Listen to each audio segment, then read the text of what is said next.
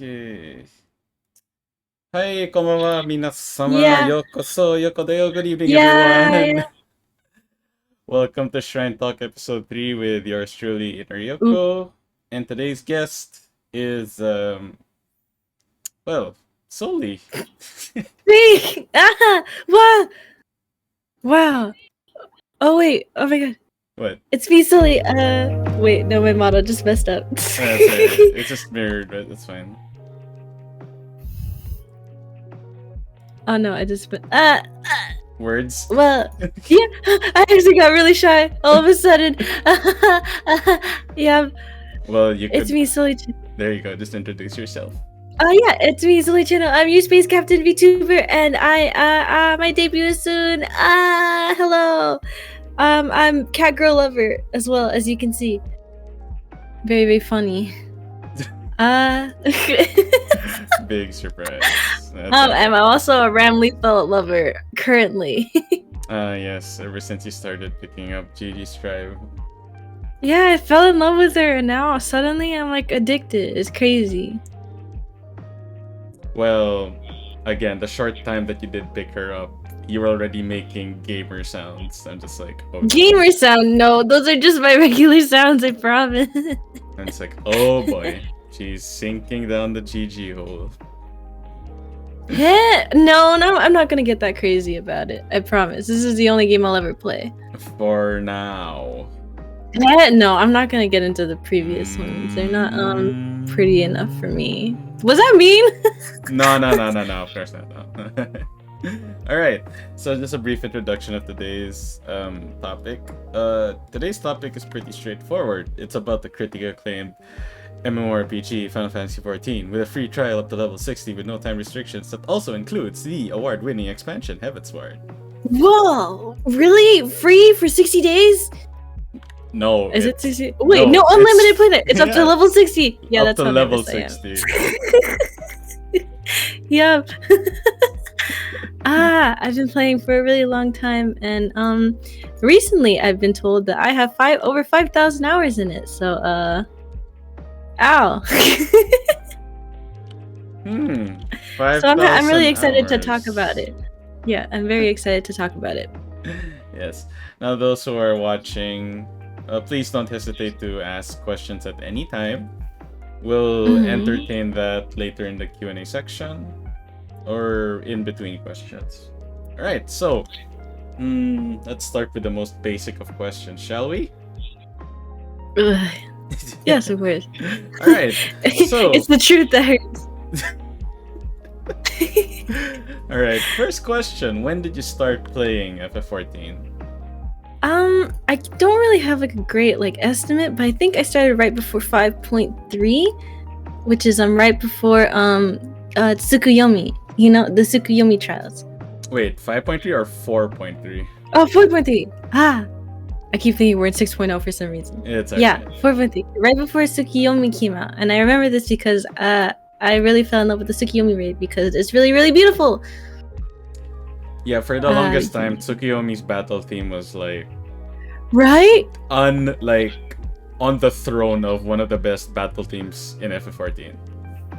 That's true. They really kicked it up the notch with 0.3 battles and stuff. So I don't know. It was also my first extreme trial, so it's like a special place in my heart. And also, it's like the only axe in the game that looks good. Yeah.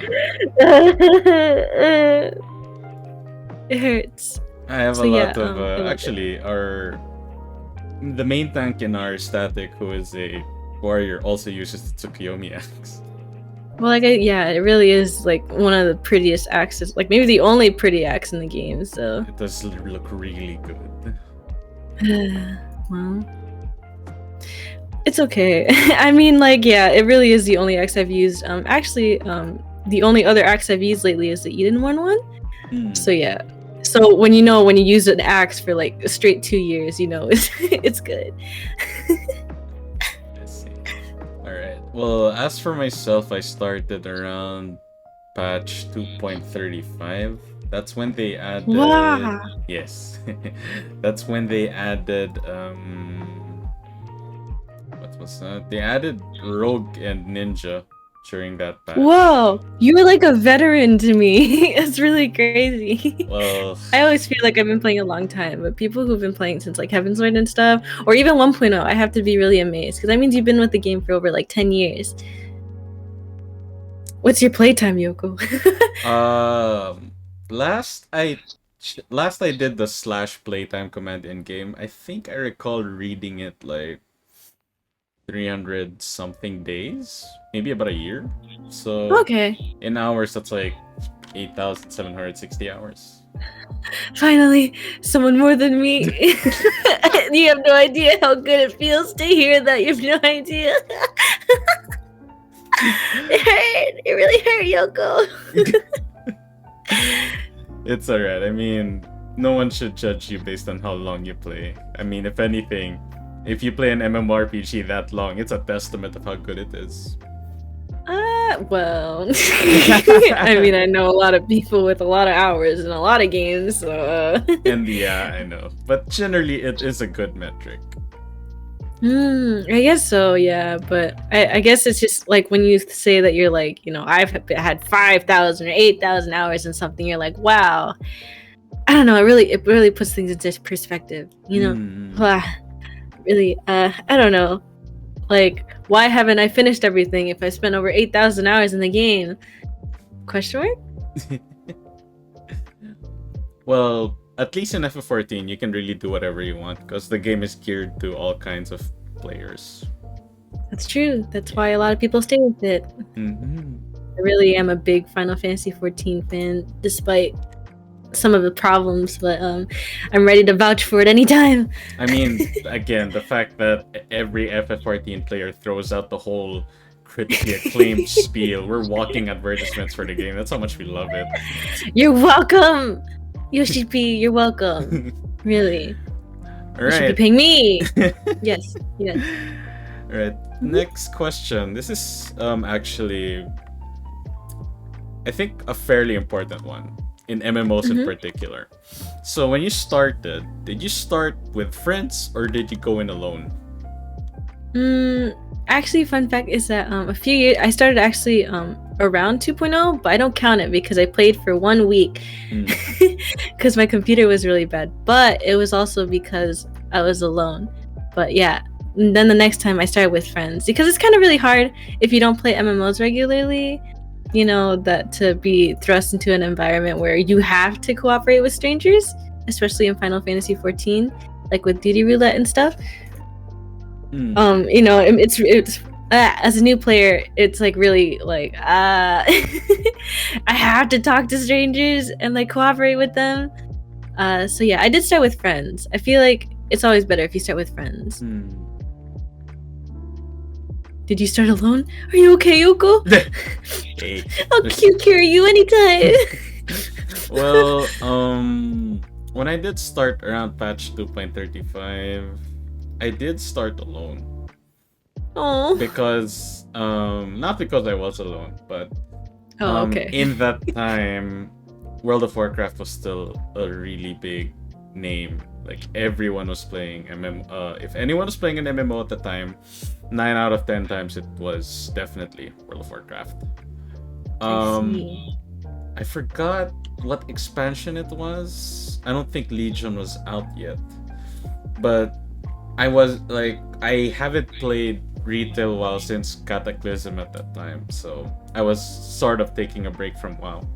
So I wanted to try something new. And when I learned that FF14 that did not have a rogue archetype class basically added that, I'm like, oh boy, I gotta try it now. So I started alone. Then after like a month or two, I'm like, okay, this game is hella fun. This game has a lot of potential. It's no WoW, but it's hella fun. It's no WoW. It's no WoW. I never would have imagined those words. Yeah, I know, right? Coming from you. What the heck? But I stopped. And then when patch 2.4 came out, two of my friends in the university was like, hey, yo, Yoko, let's play FF14. I already convinced Vic to play. And I'm like, Here we go. All right, all right. Ooh. And honestly, one of my favorite stories back then was after I logged off. So my friend Vic and Timmy were still going through a dungeon, and Timmy was Yes. healing, and Vic was a tank. Uh-oh. And I think it was like past midnight, and Timmy fell asleep. Huh? Mid Dudley? mid dungeon, mid fight. Like after Vic pulled a fairly large amount of mobs, he just like fell asleep. How do you do that? I don't know. Mid-pull. Mid-pull. I mean, Timmy's a very funny guy, so I'm like, I'm glad I wasn't there. And to be fair, at that time Discord wasn't a thing, so Yeah. Oh my god, I can imagine. yeah. Can you imagine like gaming with friends over voice calls that isn't Over Skype? over Skype? Yo, wake up! Like it was Skype, or was it, what was it called? Overwolf, I think it was called back Wow. I use Teamspeak. then. TeamSpeak. Actually, at that time, I remember using TeamSpeak for when I prog tier 10 onwards. I do remember using Wow. You're such a veteran gamer, Yoko. I'm seeing you in different lights right now. As like a Final Fantasy veteran. Ooh, I use TeamSpeak and MSN Messenger to clear the coils or something. Hey, Well, you're so cool. cool. I'm trying to like get that image of uses TeamSpeak As cool. is cool. I'm like, huh. You're right. I guess. I mean, all right. You know what? Oh yeah. I'll see how cool you really are. What's your name on Final Fantasy 14? What's my name in FF14? Oh boy, Ooh. man, I'm You so can type tempted. it if you're not comfortable. No. All right. But you know what? Like, I'm so tempted. Like, do I tell you now, or do I meet you in person in Endwalker, and then you're like, "Hi, it's me." Why? Is it as a surprise? You're gonna surprise me? You'll be like, "Hello, I found you." Spooky. Good luck finding a cat girl We'll see. We'll see. in Final Fantasy 14. Jeez, you won't. Who knows? There are ways to find cat girls. That's not true. I'm like 1 in a billion. I mean, the fact that you pick Keeper of the Moon, that's already fairly rare. Don't say it. Ah, you're so mean. Hey, So what? It's cute. It's cute. I don't care. I don't care what other people say. That's without derogatory. I have no race bias. I know. I mean, a lot of people I have a Keeper of the Moon character preset when I was like fooling around with character creation. I'm just like, man, if there's one thing Keeper of the Moon has that Seeker of the Sun don't, it's the fangy wangies. It really is the fangy wings. Oh my god, we both are our Fang team. I love fangs. It's really good. Honestly, the only reason why I'm not Keeper of the Moon is because they don't have cat eyes. Honestly. That's like, yeah. They have to balance it out. Could you imagine if both or one of them had both cat eyes and cat fangs? I'm like, oh, well then there would be an obvious loser. yeah, there would be an obvious, like, we got the short end of the stick. Dang. God, I feel so bad. No. It's fine. It's I don't fine. need the cat eyes. It's balance fine. in all things. Are you team cat eyes or team cat fangs? Fangs. It's fine. They don't need the eyes.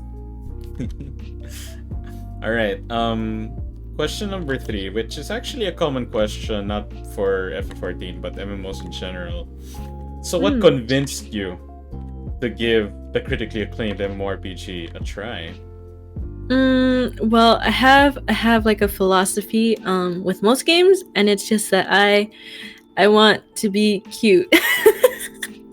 I want to be cute. And at the time, most MMOs, like I've tried like Terra and I guess like Mabinogi and like other stuff like that. And most of them have really ugly models. Like no I'm not trying to diss them or anything, but just like to the time, it's just not really as cute. Yeah, Final Fantasy. If you compare MMOs back then in 2014 to MMOs now, like Yeah. It was still what you call classic MMOs. It's very slow-paced, point and click. Mm-hmm. You know, hotbar Exactly. with a bunch of stuff. Not very flashy or action-oriented moves. Exactly. Like I've tried Terra and like Vindictus and other stuff like that, but like they just don't have like the cuteness or I guess customizability that I feel like Final Fantasy have. Not that we have a lot of customizable options, but like clothing, like glam, it's like that. It's very limited in other games. Like I have a friend who is very how do I say it? He is a hardcore Mabinogi player. Like, if he's one of those Mabinogi players, I'm like, your character is very fashionable, but I don't see you fight. Why is that? They show me their inventory. Yeah. And I'm like, are those music sheets? Yes, Oh my that's God, all I do. I'm like, that's all you do? All you do is make music sheets in Mabinogi? I'm like, wow, that's dedication. Like, I did give Mabinogi a try. I did play with a bunch of friends. And if there's one thing I will praise that game for, is that it has a very in-depth take on fantasy life. Like, literally, it's really, yeah, fantasy that's what I liked life. about It's so cool. It's very cute, right? And I like the inventory, and there's a lot of like space, and you can become families with other people. It's really, really cute, but it's boring otherwise. Yeah. Battle-wise, it's very slow-paced. It takes some getting used to. Yeah, that's why I keep it around, but I don't play it. I like to look at my character, and also it's like a lot of also these other MMOs are like very gacha. There's gacha in it, you know. Yeah. And I hate gacha. You know, like Fantasy Star and stuff too. It just really makes me mad. That's another thing that I like about Final Fantasy 14 is even if there is some pay to win glamour, you can make a perfectly good outfit in game without paying anything. I mean, look no just further a lot of from hard work. Look no further from the Fashionista Discord. Exactly. Like, or Eorzea collection. Stuff like that. Yeah. The glamour that people come up with are insanely good. I know. I mean, I really like some glamour, but then it'll be like, obtained from E12S. And I'm like, uh-oh. Pepega. It hurts. It really hurts. That's why I did Savage in the first place, though. I see. Alright. As for me, the reason why I gave FF14 a try was... Well, to be fair, one of my friends who is an MMO junkie, like, he was really hyped for 1.0, but then 1.0 happened. And to be fair, I didn't even give that game a try, and he didn't even say anything about 1.0. But again, I guess because it made a huge impact for the wrong reasons, I didn't hear much about it. But the reason why I gave this a try was because when I did watch a bit of gameplay, I'm like, wow, this is literally like WoW, but it looks better. Yeah. Because like the hotbar system is very similar, the targeting system is very similar, like it just looks like a better looking WoW. Yay, so, that's good. Oh, by the way, Gundam Geek just redeemed a hydrate. You can hydrate as well, slowly if you want. I will take a sip of my coffee for you, Gundam Geek, because that's all I got. I'm waking up. Funny you say coffee, because one time when I went to math class in university, and my friend Timmy was just like 5 minutes until the bell rang. I noticed he was a bit jittery, and I'm like, dude, are you alright? Yeah. He was like, I'm running on 13 cups of coffee. I'm like, running? What do you mean running? Like I'm literally, like it's my gas tank for today. I'm like, spooky. No way. Well, oh my god, when I was in school, I would drink a Coca-Cola at 5 in the morning. Yikes. Because I didn't like coffee at the time. Pretty bad. I mean, to be fair, he was a legal management major, so I'm like, okay, yeah, you probably don't get any sleep, so to speak. Yeah, probably. Well, bro, your Filipino accent is manifesting. Why, thank you for pointing that out. Because it does come out once in a while. Like instead of saying over there, over there. Over there. Well, it happens. It happens. It happens. It's okay. Alright. It's your charm point, Yoko. Don't worry. No worries. Funny you say charm point because like in the VTuber Jiku Shokai, I literally said my charm point was I guess it's my ears. I guess my ears is my charm point. You have multiple. See your ears and when your accent slips up. It's really good. Filipino accent of all accents. It's the Filipino accent. And I mean, what else did you want? No. It's not that. It's just that it's very funny. You say the Filipino accent is a charm point because there was like a magazine article that said like I forgot if it was last year or the year before. Like, yes. Apparently, the sexiest accent in Asia is a Filipino accent. I'm like, you guys are probably high or on crack. How is the Filipino accent the sexiest accent in Asia? I'm just trying to understand. Like, I'm not even dissing it. This is a very funny thing to consider. So I'm just trying to understand, like, how is this possible? This actually reminds me of like this time in like 2010 where like a lot of memes of being Filipino was like Filipino, more like Swagapino. 150 in Tagalog is 150. Yeah, exactly. 150. 150. But if there's anything funny about the Filipino accent, I remember when I did play Resident Evil 4 the first time on my GameCube, me and my brother honestly thought that the Ganados were Filipino. Because whenever they screamed at Leon, there was one particular line. I'm like, are they Filipino? Yeah, because like one of them was like, "Utang mo 50 pesos." I'm like, Leon owes this guy 50 pesos. Excuse me, like what? Leon's got beef with the Filipinos. Yeah, and Filipinos suck that up every time like anyone is remotely Filipino. They're like, yes, Pinoy pride. I'm glad that you got your Resident Evil representation question mark. All right. Oh, next question. This is interesting. You sort of covered it, but we may as well go a bit in depth. Have you tried what solidified FF14 as your go-to MMORPG? Well, like I said, you gotta be cute. You gotta be a cat girl. You gotta, Yep. For me, it just really had to be cute, and also has to be fun and satisfying to play. I feel like the duty roulette system is very nice. the instances. I felt like other MMOs, it's really too open world, I guess, and I don't really enjoy those too much. You gotta queue into something. Imagine going to the dungeon itself to enter the dungeon. Yeah, no way, it's too inconvenient. It's way too much. Yeah, but it's really more about being cute, I guess. But yeah, I guess the gameplay is more important to me since Mapinoki doesn't cut it for me. I also think it can't be too complicated. I feel like Final Fantasy is easier to pick up, like compared to like, I don't know, lately I've been playing Phantasy Star, and I feel like it's really spread out and kind of hard to learn, and it's not as straightforward as Final Fantasy can be. Well, it's like that. Like, I'm very stupid, like not in like a bad way, but like I find it hard to understand things, and I feel like Final Fantasy has that like learning curve that it's like, we're not going to treat you like you're stupid, but we will teach you some steps along the way as long as you take the time. It's like that. Especially with like savage fights and stuff, you might think like it's like really hard or impossible, but as long as you like study it and like try your best, you can do it. It's kind of like that.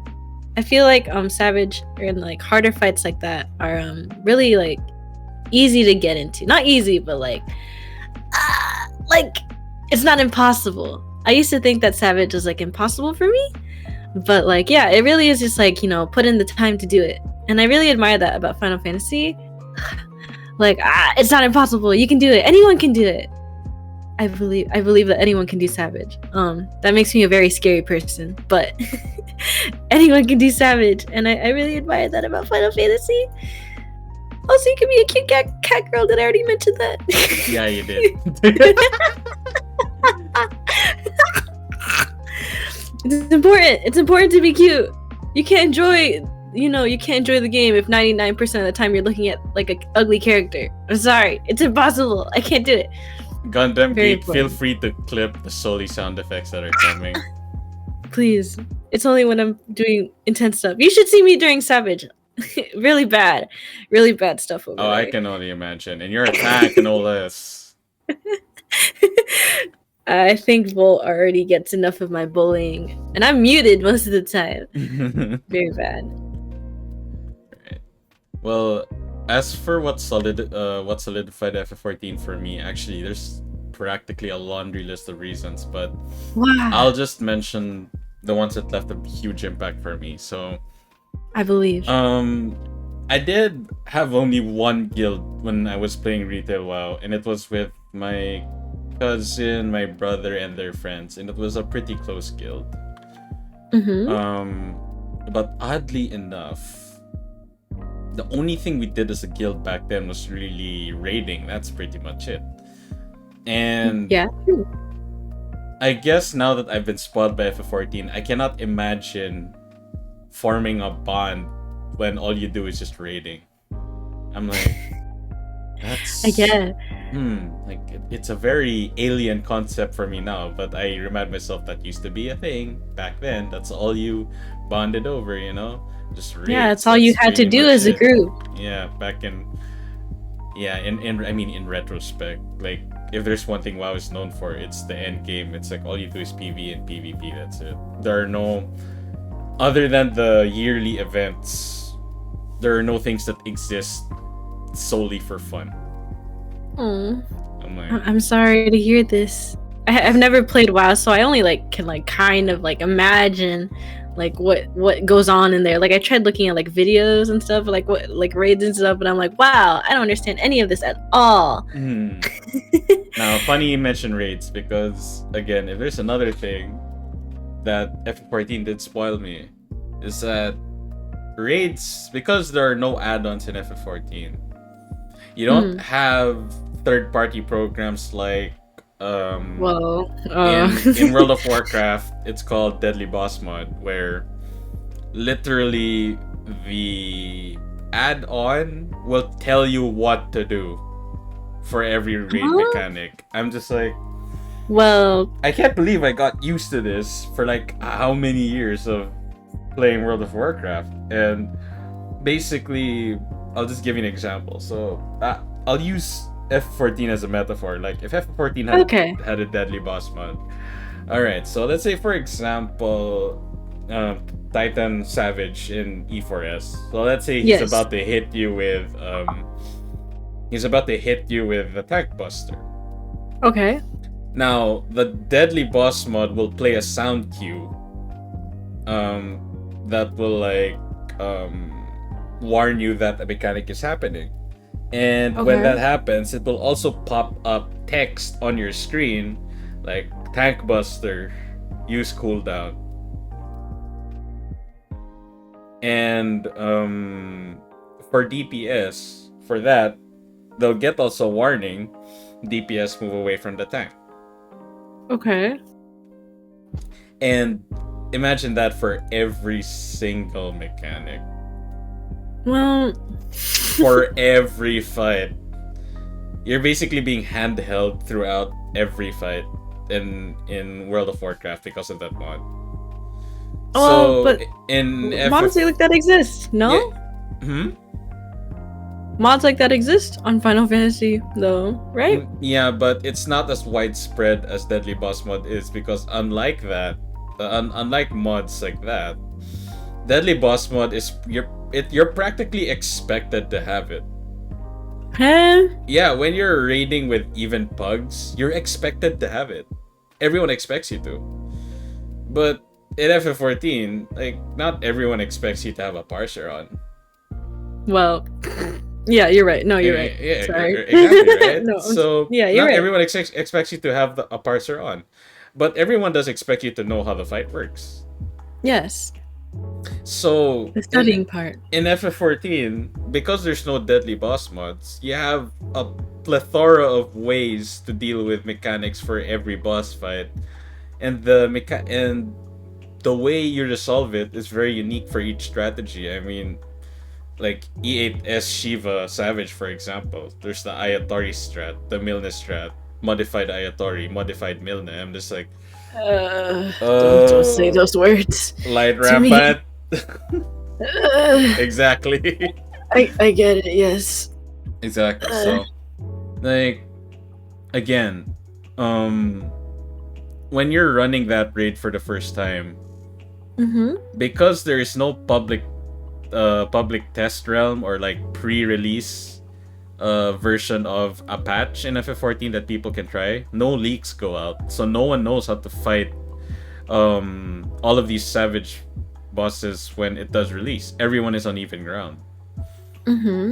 So everyone is literally fighting it blind. And when I did run E5 to E8, I was with a static that did run most of the fights blind.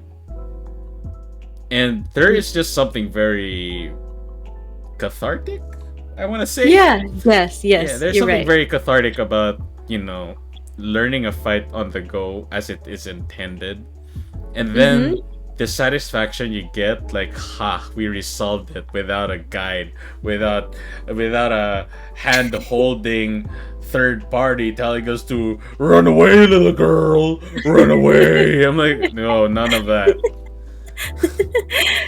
Wow, you're so cool, Yoko. I mean, even then, I haven't really done a fight blind except for like normals, but I do get your feeling of like seeing any new part of the fight is just like, it's really good. You go crazy, right before you die again. But I really like seeing any version of Prague where you like see a new mechanic or stuff like that. It's really good, really, really good. I get what you mean though. It's like a surprise. That's why on patch night, on like, when the normal raids drop, I try to be the first one there, so like no one spoils me. Because that one dude who's already run it like 3 times is already gonna start yelling at you, but no biggie. Well, when Shadowbringers did come out, the guild that I was in literally had a text channel called Spoiler Chat. So whenever anyone was geeking out for bosses or certain events, that's where we put it so no one gets spoiled. You're right. That's important. It really is important. That's just one aspect. But for me, the thing that had the largest impact as to why FF14 was really solidified as I can't play any MMO other than FF14. When I did join this guild, I experienced something I didn't know I wanted. Or something I didn't know, I didn't realize that I was actually looking for it. Like, we bonded over a lot of things, not just PvE and PvP, but we had like really fun stuff at the beginning, like just talking about FF14 stuff, and because generally everyone loves FF14, we just keep nerding out about anything. And because I'm the resident, like, unofficial best G poster in the guild. Oh, okay. Like, whenever I post photos, like, they're like, yo, this is really cool, Yoko. Memories. And I'm just like, I mean, if you want, I can take photos of your characters if you want. Go ahead. Good. Resident photographer Yoko. And we've had like really fun FC events. Like, we turned our FC house into a very popular coffee shop in Singapore. It's called Hoshino's Coffee. And we basically turned our guild into that. And I was one of the servers for that. And our architect, our master engineer, architect, interior, exterior designer, Calere, designed the interior to make it look like Hoshino Coffee, and she nailed it so much. That's cute. Oh, that's so cute. I'm so glad. And we had so much fun. Like, we had so much fun. And again, this is only possible because when you're part of a free company, generally a free company has a house. Generally. Yes. So when you have this general place of gathering, you get to meet people for the first time, befriend them, forge bonds and everything, like it's a Fire Emblem game. And I'm like, WoW missed this opportunity. It was a big opportunity missed. Because WoW guilds in general are large in size because of the general population. Because if you think about it, raids in FF14, at least the hardcore ones, you have about 8 members per party. Yes. But in WoW, that can go from like 15 to about 30 people. Ew, what the heck? Gross. Gross. Like, it isn't weird for me. Well, That's nasty. Not until recently, I'm like, Jesus, raiding with 25 people? How do you coordinate yourselves for that? Ew, that's just, you have to be lucky. Gross. But when you're with a guild, like finding 20 people, 25 people who want to raid, it's very easy. But that's another thing. The guild in FF14 was more of a community than a guild, because the reason why people make guilds in WoW is really to raid, because it's the easiest way to find a group of people who want to raid. But in a free company in FF14, you only make that if you have like a large number of friends that want to, be together in a community, have a house together, share some memories. And I'm just like, right. Like the purpose, very nice. The purpose of a guild in FF14 and WoW is very different. And I guess that's why the one in FF14 is, I want to say, it holds a special place in my heart. It's true. It's about the friendship. Yeah, in an MMO, you need friends. I mean, it's a massively multiplayer game for a reason. And I'm just like, dang. It's true. Like, no wonder a lot of people have different experiences when they say, like, we have a guild in FF14 and then we have a guild in WoW. And I'm just like, that feels different when someone says that. Just like the entire community, like, I don't know, views are different. Like some people on Final Fantasy are just like here to roleplay. Like, that's it. Yeah. That's it. They just want to roleplay. I remember reading that Kotaku article where they covered the in-game brothels of FF14. Well, yes, exactly. And I'm like that's all you have to do. Amazing. That is amazing. The fact that FF14 has brothels. I'm like, okay. That's all you need. Almost okay. I don't judge, but I'm just like, that is one way to use the housing system in FF14. So, I really love it. I love that about Final Fantasy 14. And you know what? It just happens. And there's billions of them. And if you just want to pay $12.99 a month to just log in and type silly little funny words on your little cat girl, then go ahead. Rating is like totally optional. I really love that. It's not the end all be all. All right. There are different end games. Yeah, exactly. Wow. Okay, next question. You did mention this before, but we may as well go in depth with this. Have you tried other MMOs? I was really good at Club Penguin. Club Penguin. I've been playing MMOs like I was a kid, but like not like the big ones. I've played like all the stupid kid ones, like Club Penguin and exactly Gaia Online. I wasn't really interested in like the regular MMOs because I'd be scared. It looks really intense, and also you gotta pay for them. Final Fantasy, I was like, ew, I have to pay a subscription to play a video game? Gross. And now I've paid hundreds of dollars. That is the main gateway, which is good though. Paying a subscription. But I don't know how to explain. It's like, it's cute. Again, most of like Wizard 101. Oh, you know what? I played RuneScape. RuneScape is one that I stuck with. Everyone's played RuneScape at one point, right? And that was also free. That used to be really big back in the day. RuneScape. and I had a paid membership and stuff. But like I said, it's like not interactive enough. I see. Most of those online aspects of those games that I just mentioned, they're pretty, you don't have to do them. Final Fantasy kind of forces you to cooperate with other people, which I think is really important, even if people don't like it. What's RuneScape? It's a online MMO. It was like about being like a medieval knight and stuff. Oh my god, it was so popular. How do you not know what RuneScape is? Yoko, do you know what RuneScape is? I mean, I've never played it, but I know what RuneScape is. That's like saying you've never played Club Penguin. Yoko! Yoko! Yoko, please. Okay, for my segment, for this question. My childhood is being robbed away. For other MMOs I have played, the first MMO I did play was not RuneScape. Was not RuneScape, unfortunately. If you count it, technically it is Diablo 2. I did play Diablo 2. Oh my god. No, it doesn't count. Shut up. I mean, you could play solo, but you could play with friends as well. No. But if you want like MMO, like my first one was Ragnarok Online.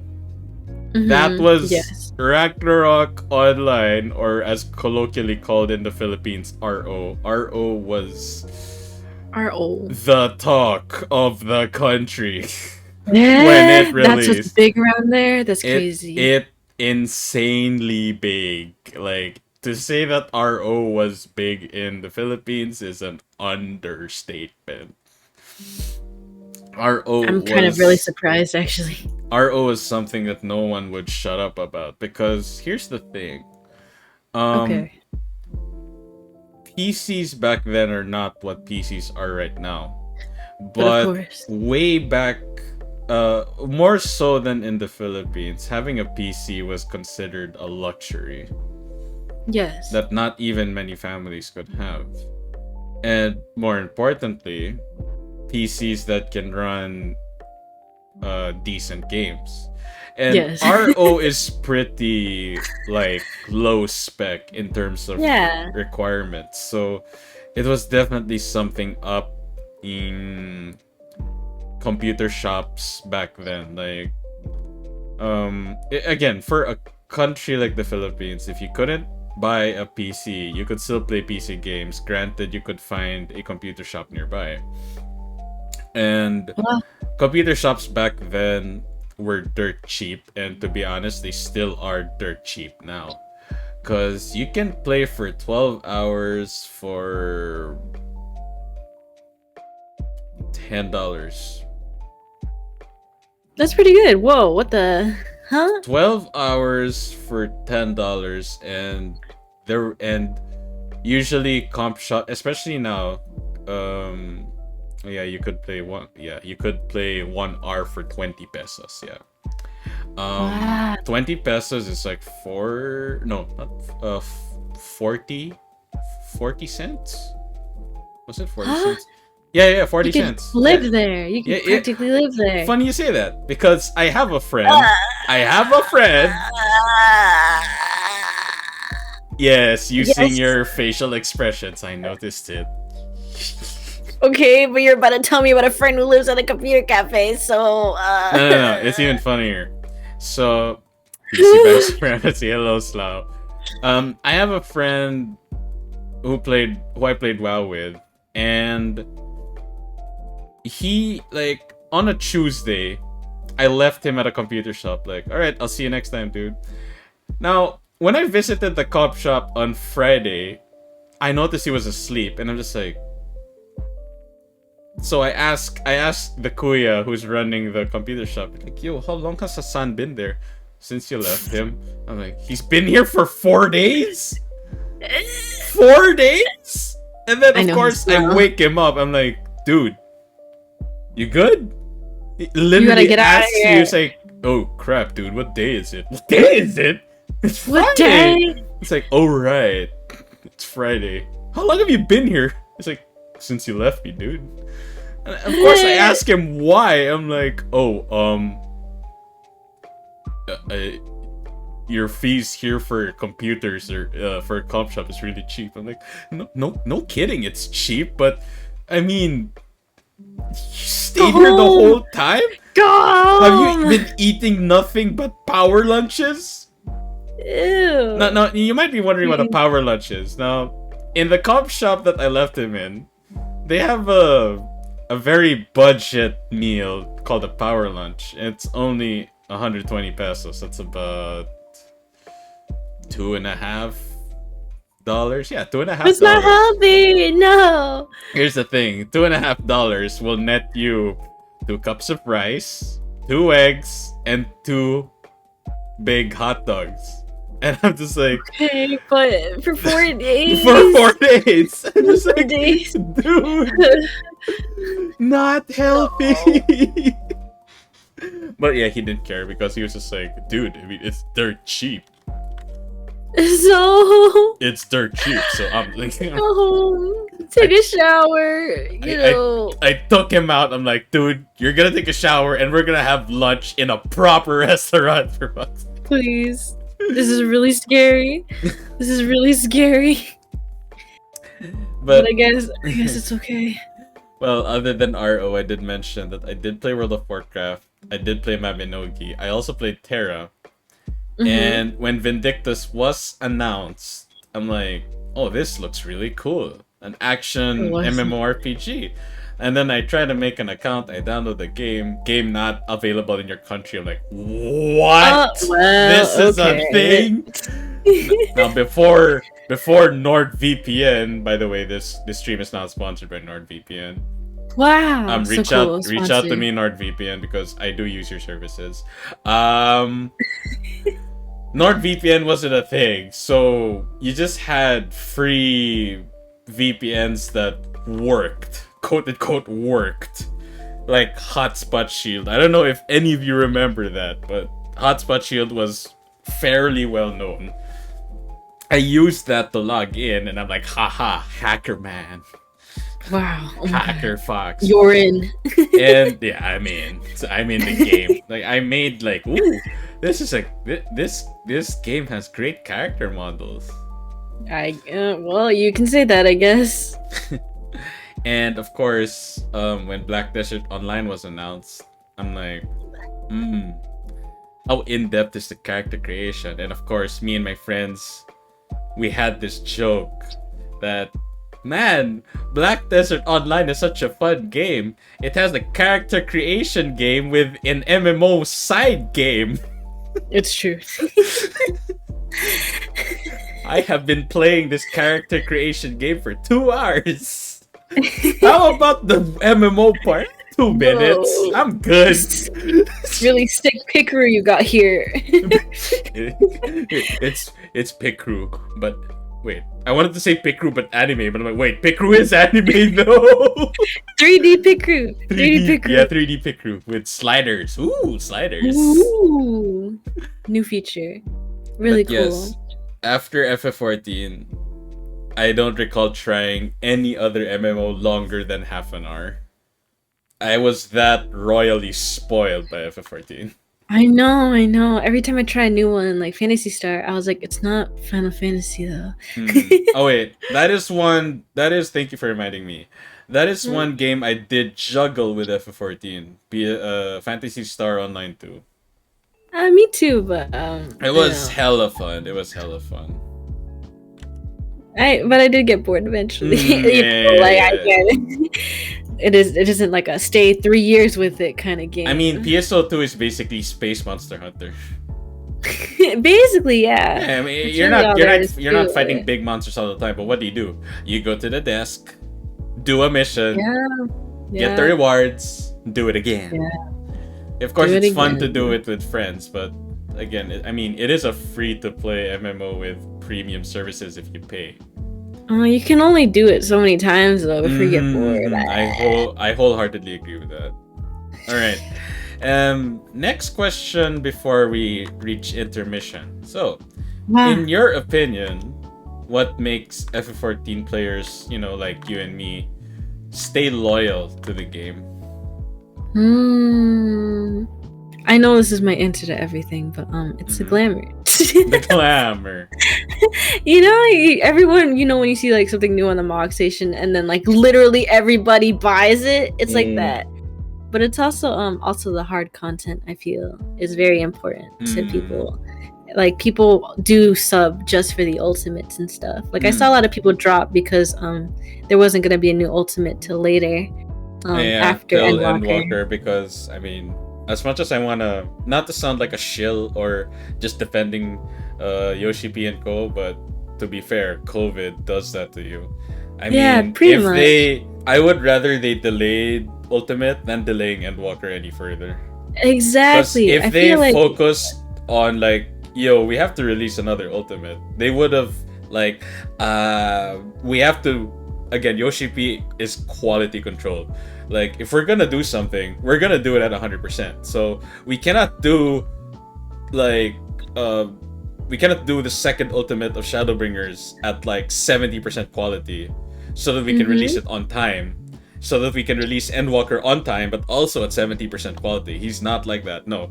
If he's gonna release something, he's gonna release it at 100% quality, and that's what he wanted to do. And obviously, he's like, if we outweigh which one's important, like obviously, the next expansion is gonna win in that regard. Yeah, really. Like only like 20% players actually do ultimates in the first place, anyways. So it really makes sense, to be honest. It's fine. I don't mind. Funny you bring up that metric because we will be discussing that later. Yeah.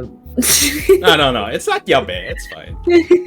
Anyhow, for me, I think the reason why FF14 players stay, if I were to sum it up, the most simplest way, it's Yoshi P. Yeah, People say because of Yoshi P, because Yoshi P is so relatable as a player. Like, you see how he presents himself in every live letter or every fan fest. He freaking cosplays. And I still remember one of the clips of him that has resurfaced recently.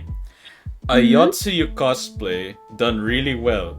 And literally, one of the things he says, "Step on me, please." I'm like, he gets us. Relatable. He totally gets us. Like, you see, the fact that he gets us, it gives you that affirmation, like, oh, I'm so glad I'm playing this game. Because the lead developer, director, producer, God, Yoshi P, can relate to us as players, not as customers, as players.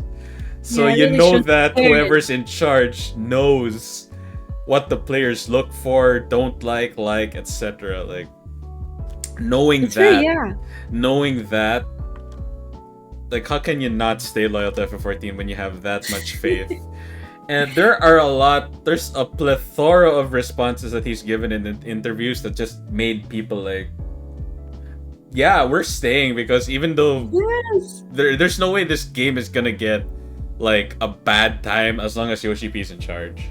It's true. Like, that's why he's in I remember Final Fantasy 16. When he was interviewed, like, why did he add such a big content for free in patch 2.38, 35? That was when they added Rogue and Ninja. Like, normally you'd add that in an expansion. Like, I mean, you look at other MMOs, like, wow. Not every expansion, but whenever they add a job or a class, it's usually on the release of an expansion, and you have to pay for it. But this one was just for free, like technically ARR is an expansion, but mid-expansion, here's a class for free. And of course, he was interviewed like, why? Why would you do that? And his response is like, wouldn't the players want that? And I'm like, oh, yes. Wow. King. EA would kick you out if you were working for them. And then of course, there's also, before Shadowbringers did release, he did apologize that a lot of headgear would not be available for Viera and Hrothgar. And then the team behind his back, during their free time, Yoshi P, we at least made sure that all glasses are available and at least most circlets and headgear when applicable work for these models. And I'm just like, his philosophy is spilling over to the rest of the dev team. Like, that just increases like your... I mean, if this was like a Fallout game or a Telltale game, like everyone will remember that. Everyone highly approves of that decision. It's true. Exactly. I'm just like, it's just like, it just shows all the love that they actually care for the game. You know, they put a lot of care into it. They want to have a good product. You know, it's not really just it doesn't feel like just a cash grab. They care. Yes. And it shows. They genuinely care. And yes, as you mentioned, it does show. All right. We are currently see you, Gundam Geek. Thank you for dropping by. Okay. Bye-bye. We're currently in intermission, so we will be entertaining questions, and well, I will be asking solely some I don't know, I guess trivia minor questions that are of course FF14 related. I'm trying my best to stay on topic. But first things first, some questions. Alright. Avoxen asks, why is Heavensward Machinist the best iteration of the job? Unfortunately, I cannot ask this because I was not there during Heavensward. I was here. But I can. Thing is, okay. it's funny you mentioned Heavensward Machinist because technically machinists back then and bards were casters in Heavensward. All right, exactly. Let me give you an explanation. So, oh my God, history lesson. Yep, history lesson. In Heavensward, they tried. I'll give them props. It was something experimental and new. I'll give them praise for it, but the way it was executed was very incongruent. And basically, bards and machinists had an identity crisis. Like, are we casters or are we ranged? Now, here's the thing. Bards had a song called Warden's Paean.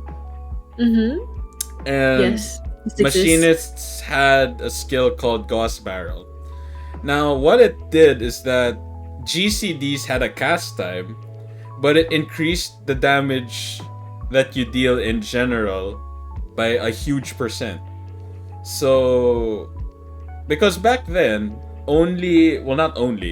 mostly the melee classes had a buff that permanently increases their damage as long as it's up. So, yeah. Monk had Twin Snakes. Dragoon had Heavy Thrust.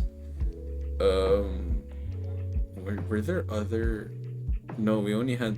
Wait, Monk? Oh, wait, we had Ninja. Ninja had... no, not Twin Edge. Poison Edge, but Poison Edge was a passive that you activated. But basically, classes back then had a buff you wanted to keep up because it increased the damage you deal by 10% to 20%, etc., etc. Yes. Machinists and bards in Aram Reborn didn't have that, so they wanted to give them that. But the trade-off, the fact that, you know, ranged DPS get to play safe because they can move and not lose DPS. Of course, the trade-off was that you have a cast time now. So I'm just like, oh, this is very weird. Like, So, technically, bards and machinists were quote-unquote discount casters. I'm just like, it's so weird. But I guess the reason why machinists in Heavensward, I don't know if this is an ironic question, but I wouldn't say it's the best iteration, but I would say that it's probably arguably the strongest iteration. Because the raw amount of damage that machinists dealt back then, including the Gauss Barrel passive, was just big. Like, big deeps. Big. Yes, very big deeps. And they're a selfish class, so they don't have to worry about keeping buffs up for the rest of the group or the party. Yeah, I know. And that's pretty much it. I'm just like, whoa. Like, you're basically a black mage, but physical. Must be nice. Like. Maybe, Now, yeah, I guess you're right. It is the best. Vault left a question for you, Sully. Do all warriors scream and bark when they end bomb like you do? Uh, You wanna um, explain yourself? Volt and I are in a static together. That's how we met. We met doing E10 to 12 and now T right now. And I like to use macros when I do stuff to let everyone know what I'm doing. But I also like to try to be in character for my cat girl here because I love her. But my invuln my home gang macro is in the party chat I just start barking like and that's my home gang thing. And that is adorable. Well, it's just because I like to think of my cat girl as more like a dog girl because she gets very mad all the time and she's a warrior, you know, and warriors can't be like soft or ubu. They have to be gross and disgusting and feral. So I have the barking cat girl. So no, not all warriors do that, but they should. They should. That's the important part. I'm just trying to picture that in my head. Like, oh my god, they just hold. That's it. Every you know, cause we're progging ultimate right now, and we die every 30 seconds. So every 30 seconds, you see me hitting. I'm pretty sure they're all tired of seeing it, which is why he's bringing it up. Well, if anything, I do want to say it kind of keeps things casual and fun too. But yeah, definitely. I felt like it decreases the tension, especially since you guys are progging T, if I'm not mistaken. I'm gonna post my my macro in the chat. I have it here. It's the hold on. Oh wait, I have links disabled. It's not a link. It's just the message. Oh, it's the this. message. Okay, that's the that's it. Girl. Oh my god. So they just see that a paragraph. Oh my goodness. So it's the feral energy in warriors. I see. Which leads into my next answer. For my main role. It's okay. Yep, that's the answer. To what so not all warriors do that. It's just me. And if I saw another warrior doing that, I would kill them.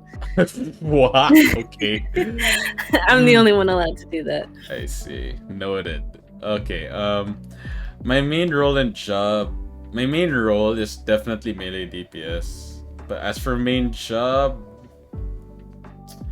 honestly, I can't pick. But if I were to single out the job that I've used the most, has to be ninja. Oh, right.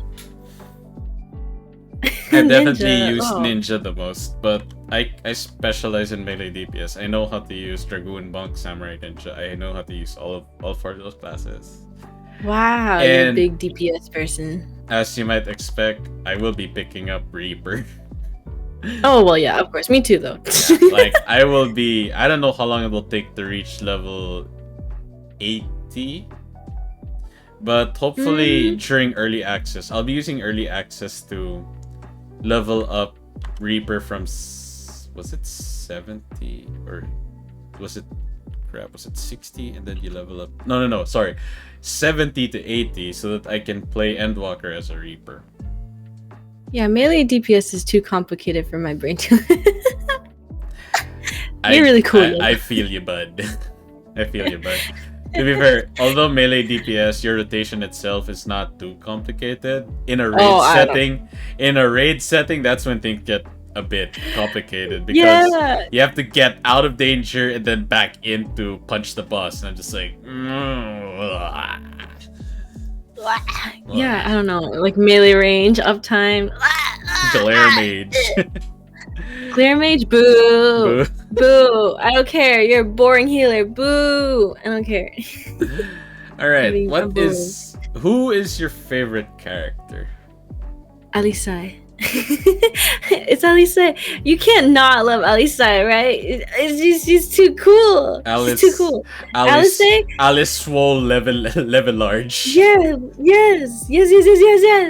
I love her. Isn't she's really great? Her character growth, how she gets close to you, how she admires you. You just want to take care of her. I really love the twins. Yes.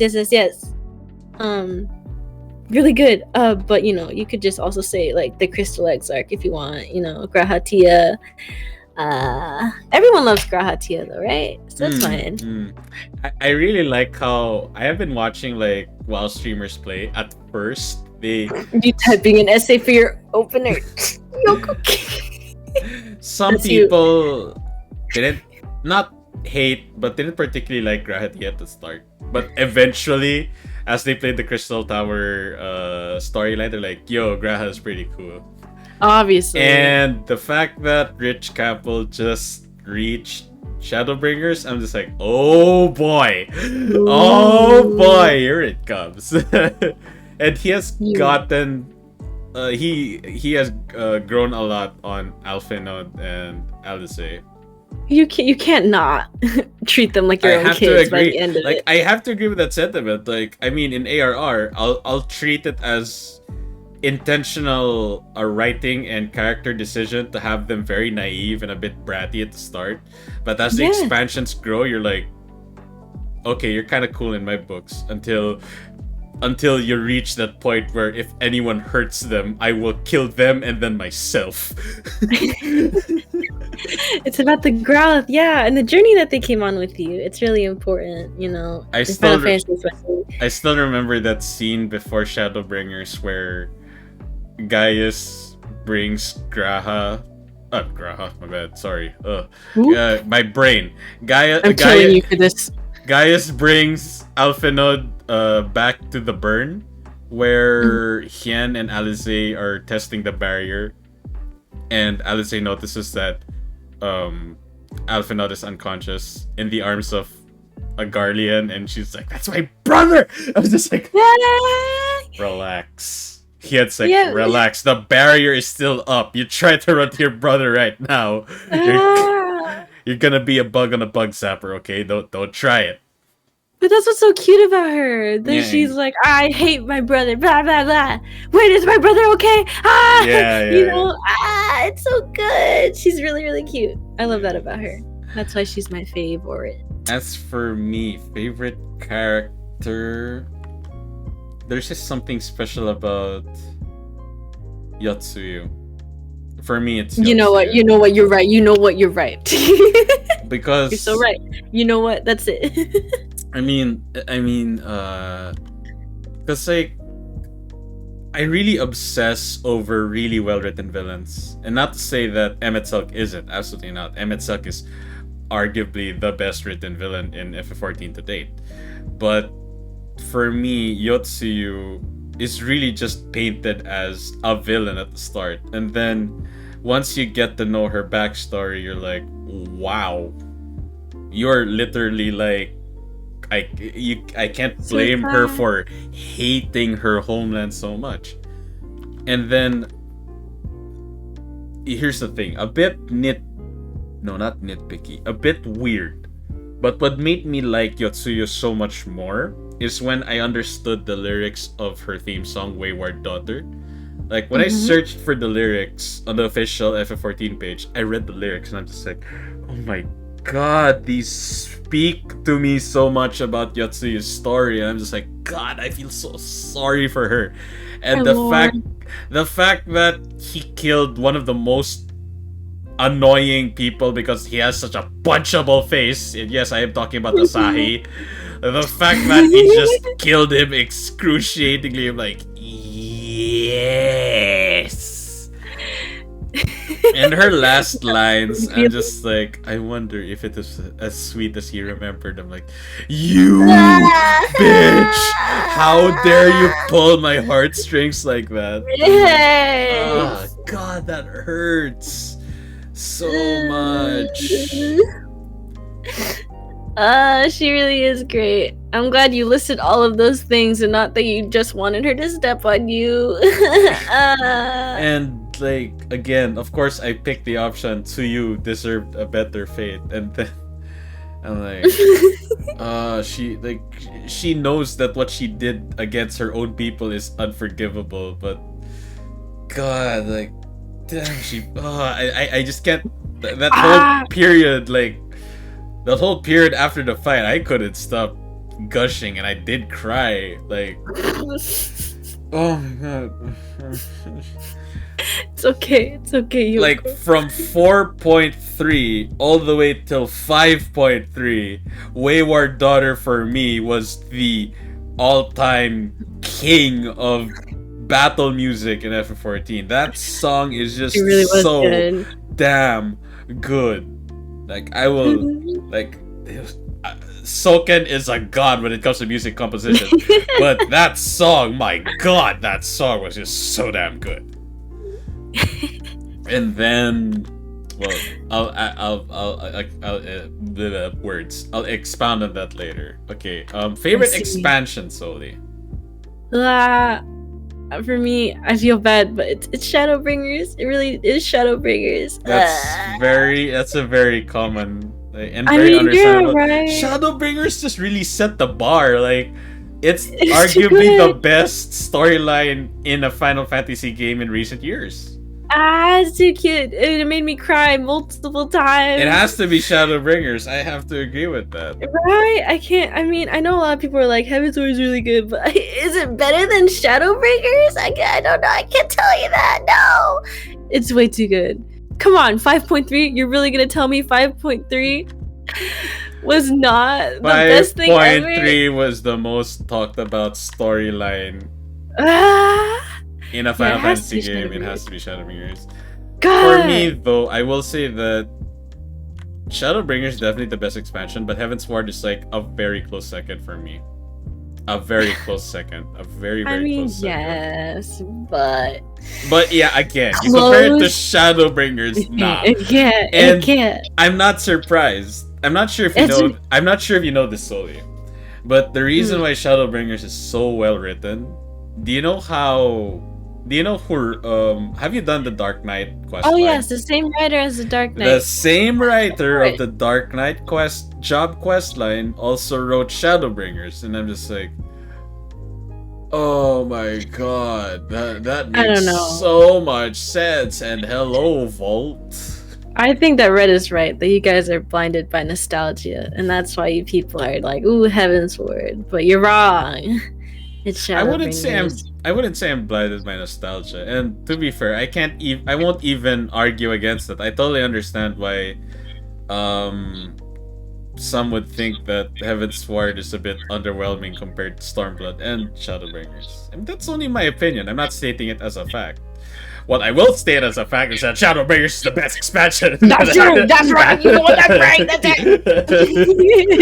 That's what I will state as a fact for sure.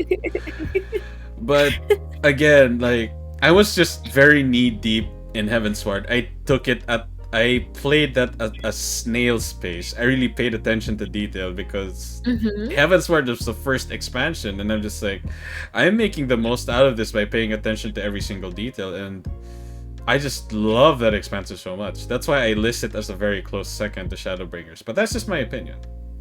Yeah, you're free to disagree. And, of course. But if you think it's because of nostalgia, absolutely not. Nostalgia doesn't play a factor for me at all. Of course. Because if nostalgia did, I would have said Stormblood is, because, I mean, you look at the fights. You're fighting old Final Fantasy bosses. If it was nostalgia alone. But it isn't. But not to say that Stormblood's fights are fun because of nostalgia. No, absolutely not. The fights in Stormblood are some of the best ever. And also, before Tsukuyomi, the theme of Neo X Death for me was the best boss theme in FF14. Freaking Neo X Death's theme song remix in FF14 was so good. And of course, you have the clusterfuck that was Kefka. My God, that fight. It wasn't that bad. It wasn't that bad. There you go. Red does say something I agree with. Stormblood Forwards is so good. Yeah, those 4 fights were really fun. All of the fights were really fun. And even Shinryu was really fun to play, especially Savage. That was such a fun fight. Yeah, if there is something that's lacking in Shadowbringers, it is the trials, extreme trials here. I really didn't enjoy any of the weapon fights at all, to be honest. They were kind of boring to me. But that's the only thing that I feel like really flopped in Shadowbringers. The trial fights were a bit lackluster, but you know what saved one of them for me? Friggin' Ruby Weapon, because of the theme song. Big soft tacos, so big soft tacos. Why did you say that? Can't ruin the song for everybody else, please. It's a meme at this point. It's a meme. It's a very well done meme. That song was an absolute banger. It did bang. But yeah, the fights are boring to me. Yeah, and they were really easy. It's unfortunate, but that's understandable as well. But Warlords is really fun. I'll take that. I'll take that for the fact that the raids in Shadowbringers were actually pretty. It's a good balance of difficult. Oh no, not difficult. Sorry, challenging and fun to do. It was a good balance of that. Okay, and yeah, the songs in the raids were also really good. Yeah. E4S, Savage song. E4S, E8S, E8S. Oh my E12, god. E8S. E8. Oh my god, all the remixes. Yeah. Phase 2 was just like, oh my god. It's so good. You're so right. Yep. I love it. Savage content do be fun. Okay, now, for those who don't know it, I consider myself a video game music connoisseur. So, I have to ask you, Soli, what's your favorite music piece in FF14? Obviously it's Papaya. Papaya. Papaya. I remember when that event was out, people in the Philippines wouldn't stop singing that because papaya is a very common, popular fruit here.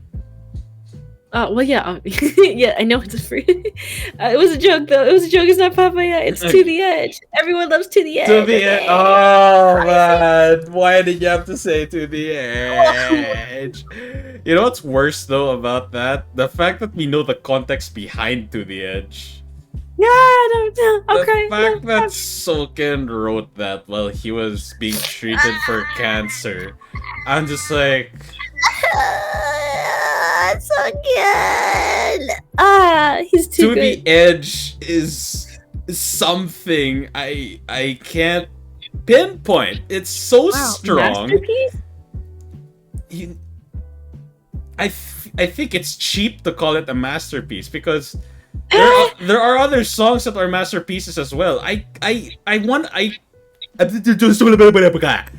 put it above masterpiece. It hits different. It's a hymn. I've listened to many songs I consider masterpieces. And when I played FF7 Remake, a lot of people couldn't stop gushing over the Sephiroth's theme song remixer. I'm like, you guys are sleeping on such a good theme song. And I'm talking about the Airbuster boss theme song in FF7 Remake. That was, for me, the best song in that game. But I consider that a masterpiece. But I would not dare compare that song to the Edge, because To the Edge is just another level above that. And it doesn't help even that I know the context now behind To the Edge. I'm just like... You're right. It makes it all that more powerful. You're Again, right. It sounds a bit morbid, but if you notice the clock sounds at the start of the song, again, it might be a stretch, but again, when this it might be a stretch, but because the detail stands out, because it's something you hear throughout the song. It's almost like it kind of symbolizes the thought that Soken had to fight, because I want to think he was optimistic about it, but maybe he was thinking that his time is running out. Don't say that. Sorry, You're sick. said. Why would you say that? You're sick. That's not true. Please, no. Why would you say that? No. No. Okay. You're sick, but then you get so morbid. Well, when you listen for stuff like that, it does stand out, and you try to look for plausible reasons as to why it is there, other than it sounding really good. You're just connecting dots. I'm just connecting dots, I would admit, but Yeah, it's just speculation. it is speculation. But the fact that we know what happened, I'm just like, oh god, this song has a different meaning now. Even the lyrics, because you think that the lyrics just symbolize the catastrophe that was the sundering and the struggle of the Asians and whatnot, and the overall struggle between dark and light. But then you see the struggle of the composer. I'm just like, oh my god, yeesh. Yo, this song got layers to it. Yes, it has layers. It has an extra layers. Favorite music? I have to. There's too many good. There's too many good ones, but I have to agree with you. It's To the Edge. It has to be To the Edge. I mean, I like Return to Oblivion too, and What Angel Makes Me, and But yeah, for the sake of no, not brevity, but just for the sake of the question not being lost, like, because obviously everyone's gonna say To the Edge, and that is a fair answer. But to make it fair, for anything, for a song that isn't To the Edge, for me, it is a very close tie between Return to Oblivion and Ruby Weapon Ultima. Wow, Ruby Weapon really stuck to you. You really like them Supreme Stop Tacos. Okay, I got you. No, the part that got me was when the chorus, the vocal starts, the whole Ultima part.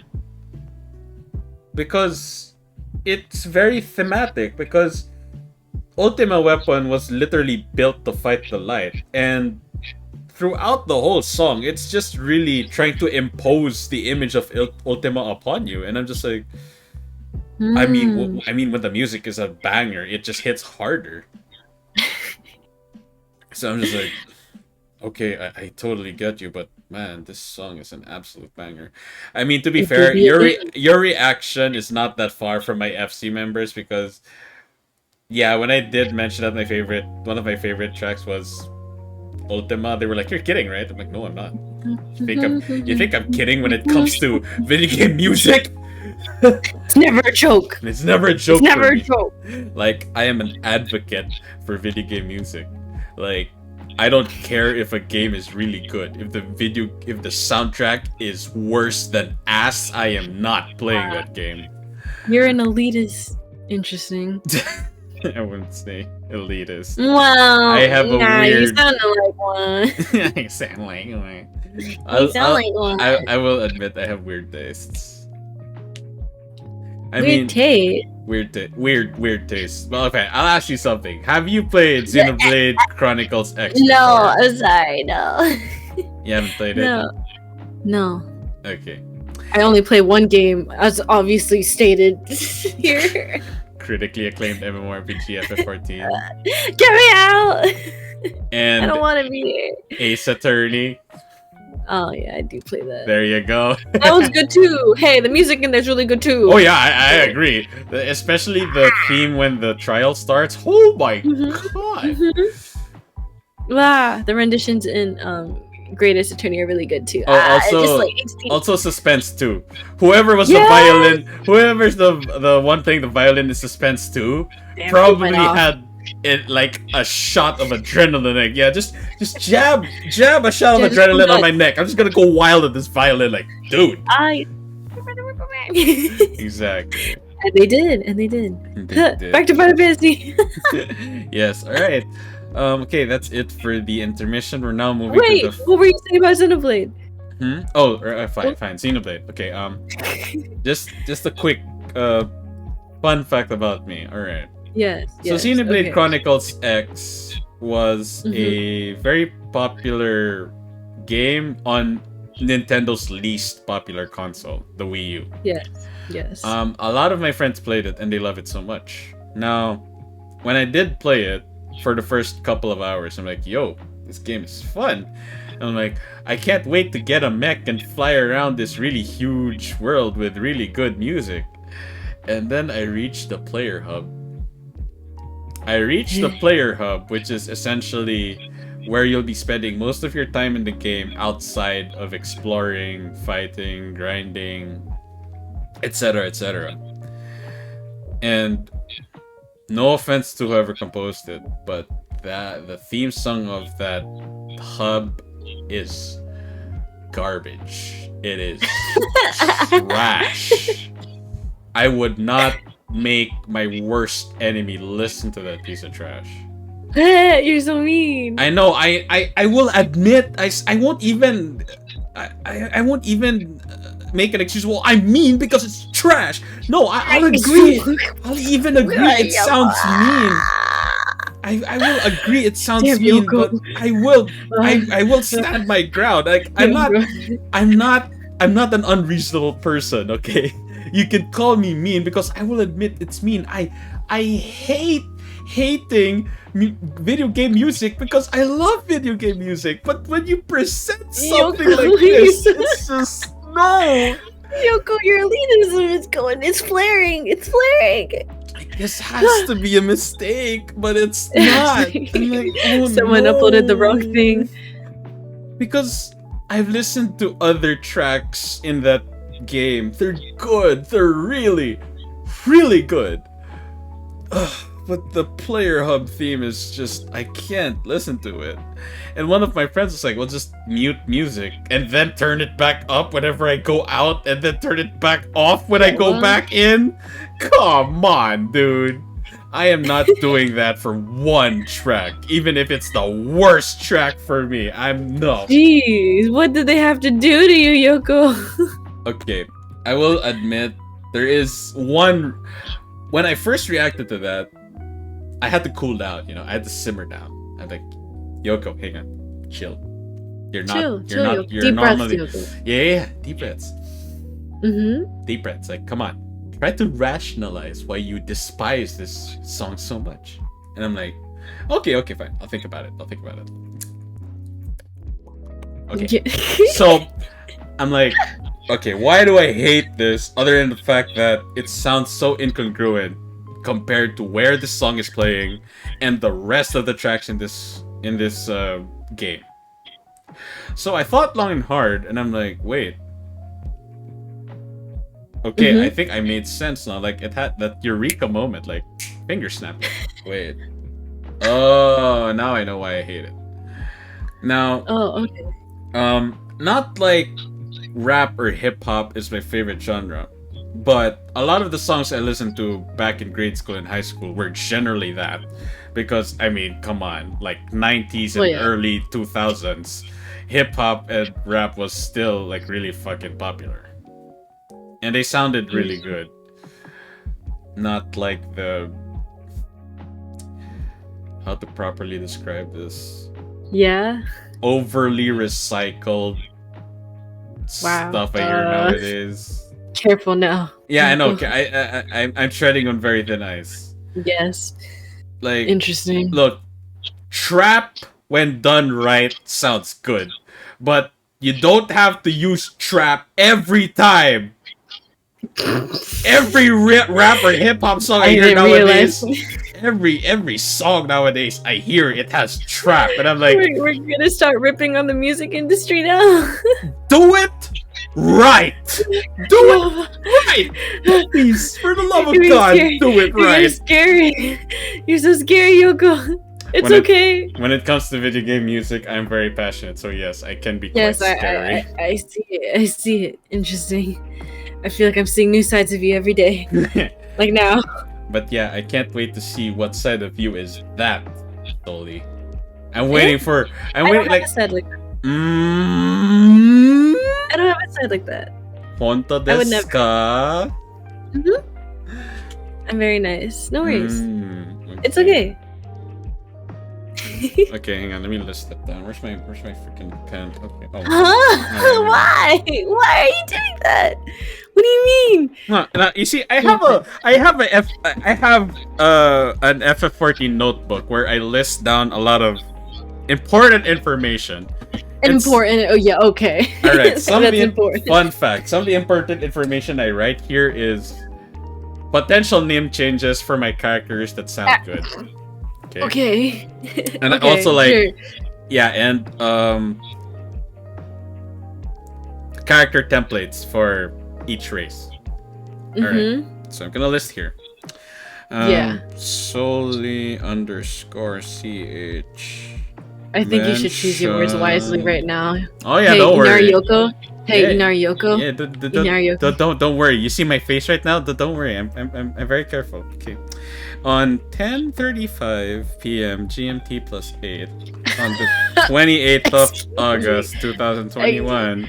Inari-Yoko. Solely confidently exclaimed, "I am a nice person." Okay. Because I am. Because she is. All right. I'll kill you. Hey, I'm not gonna use it against you. I'm just gonna. Interesting. I'm just gonna keep that in mind. I am a nice person, right? Volt, you're there, right? You can confirm that I'm really nice. I'm really, really, really nice. Volt just let out the Miri dread emote. So.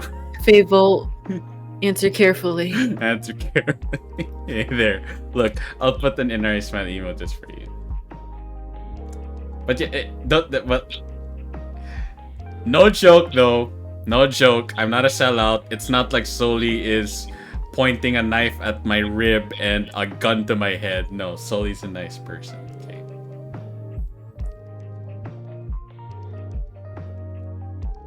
Soli, are you there?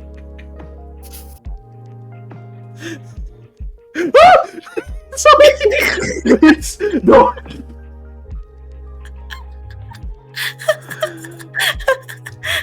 Look, I'll even give a concrete example, okay? Like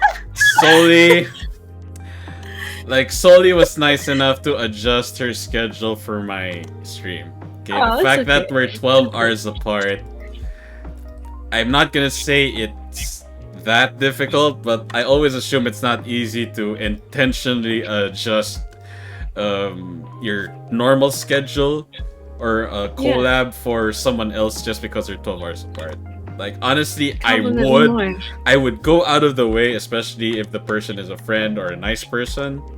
Of course. But the fact that Soli was like, I didn't doubt that Soli would do it because I expected Soli's nice. She'll be able to adjust. But the fact that she did so without hesitation, I'm just like, oh, thank God. Anything for a friend, Yoko. Exactly. Yep. Okay. All right. So let's move on to the final part. We got 5 more questions and then we'll summarize this. Thank you for putting the gun away. No biggie. No biggie. All right. Recently, FF14 has experienced a huge surge in player base. You're never asleep at this time. Grow up. Sorry. Yes, continue. Yeah, why do you think FF14 is experiencing such a huge surge in its player base? I mean, isn't it because those streamer dudes started playing? Right? The Asmon dude? Big, because that was a lot. That was like thousands of people joined for him, right? Yes. That's So you think it's because the big MMO streamers, particular WoW streamers, started playing FF14? Well, that is like one big part, but it's also because of Endwalker hype and all of those other things. This is like a perfect time to catch up. And also I've been pitching it hard, so I've been like pitching to my friends pretty hard. So nice. Thanks to me also. That's fair. Yeah. Also, isn't WoW going through a hard time right now? Yes, it is. Yes, it is. As for my take as to why there is a huge surge, it is literally everything lining up for Endwalker at the best possible time. So when they first announced it, teased it, like a couple of months back, and then they gave us the extended trailer where we finally know in the FanFest also, what's the second job. So we have a lot of crucial information for Endwalker. So you have current FF14 players and unsubscribed FF14 players that are hype AF right now. Now, as if FF14 needed it, as if, because honestly it didn't. It really didn't. Blizzard in general is experienced something of a fuck up because of the allegations, but I wouldn't say people left World of Warcraft because of those allegations. But as someone who has played a little bit of BFA and just hearing stuff from WoW refugees that I know since my guilding days that have moved to FF14, I know how much of a shit show Shadowlands is right now. Alright, so just to clarify why, I will summarize it in the best way. Best understandable and most compact way. Okay. In simple terms, so I can understand. Yes, no problem. Alright, so thing is, not just BFA, but WoW has this reputation for being too focused on endgame raiding. Like, you are not there to have fun. You're only there to raid, and that's it. There's nothing wrong with that, but you look at the infograph they have, and sorry, but the numbers just speak for themselves. And this is where what you mentioned earlier comes into place. You mentioned that around 20% of FF14's player base actually does ultimate content. Well, I'd like to retranslate that. I think 15% of the player base does hardcore content, and if you translate how much of the player base actually does ultimate, I would say 5% is actually quite generous. Because again, you only have a group of 8 people, and we have how many millions of active players? So you don't need that big a group to do T. You just need 8 people. True. Yes, and people know how much of a monumental challenge ultimate content is. So most people that even start will just quit halfway because of the stress and the dedication it needs. And of course, we are familiar of statics breaking up because of drama that comes up because of that. It is sad to see, but it is a fact. And here's the thing. FF14 again knows its player base. It doesn't have content just for raiders. It has a little something for everyone. Okay? It has something for the fashionistas. It has something for the gaming photographers out there.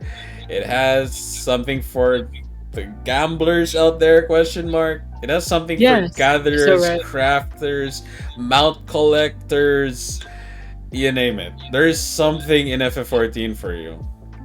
And they just go like full on with it. Like, you think crafting and gathering content in FF14 is not as diverse or in-depth as raiding? No, you're wrong.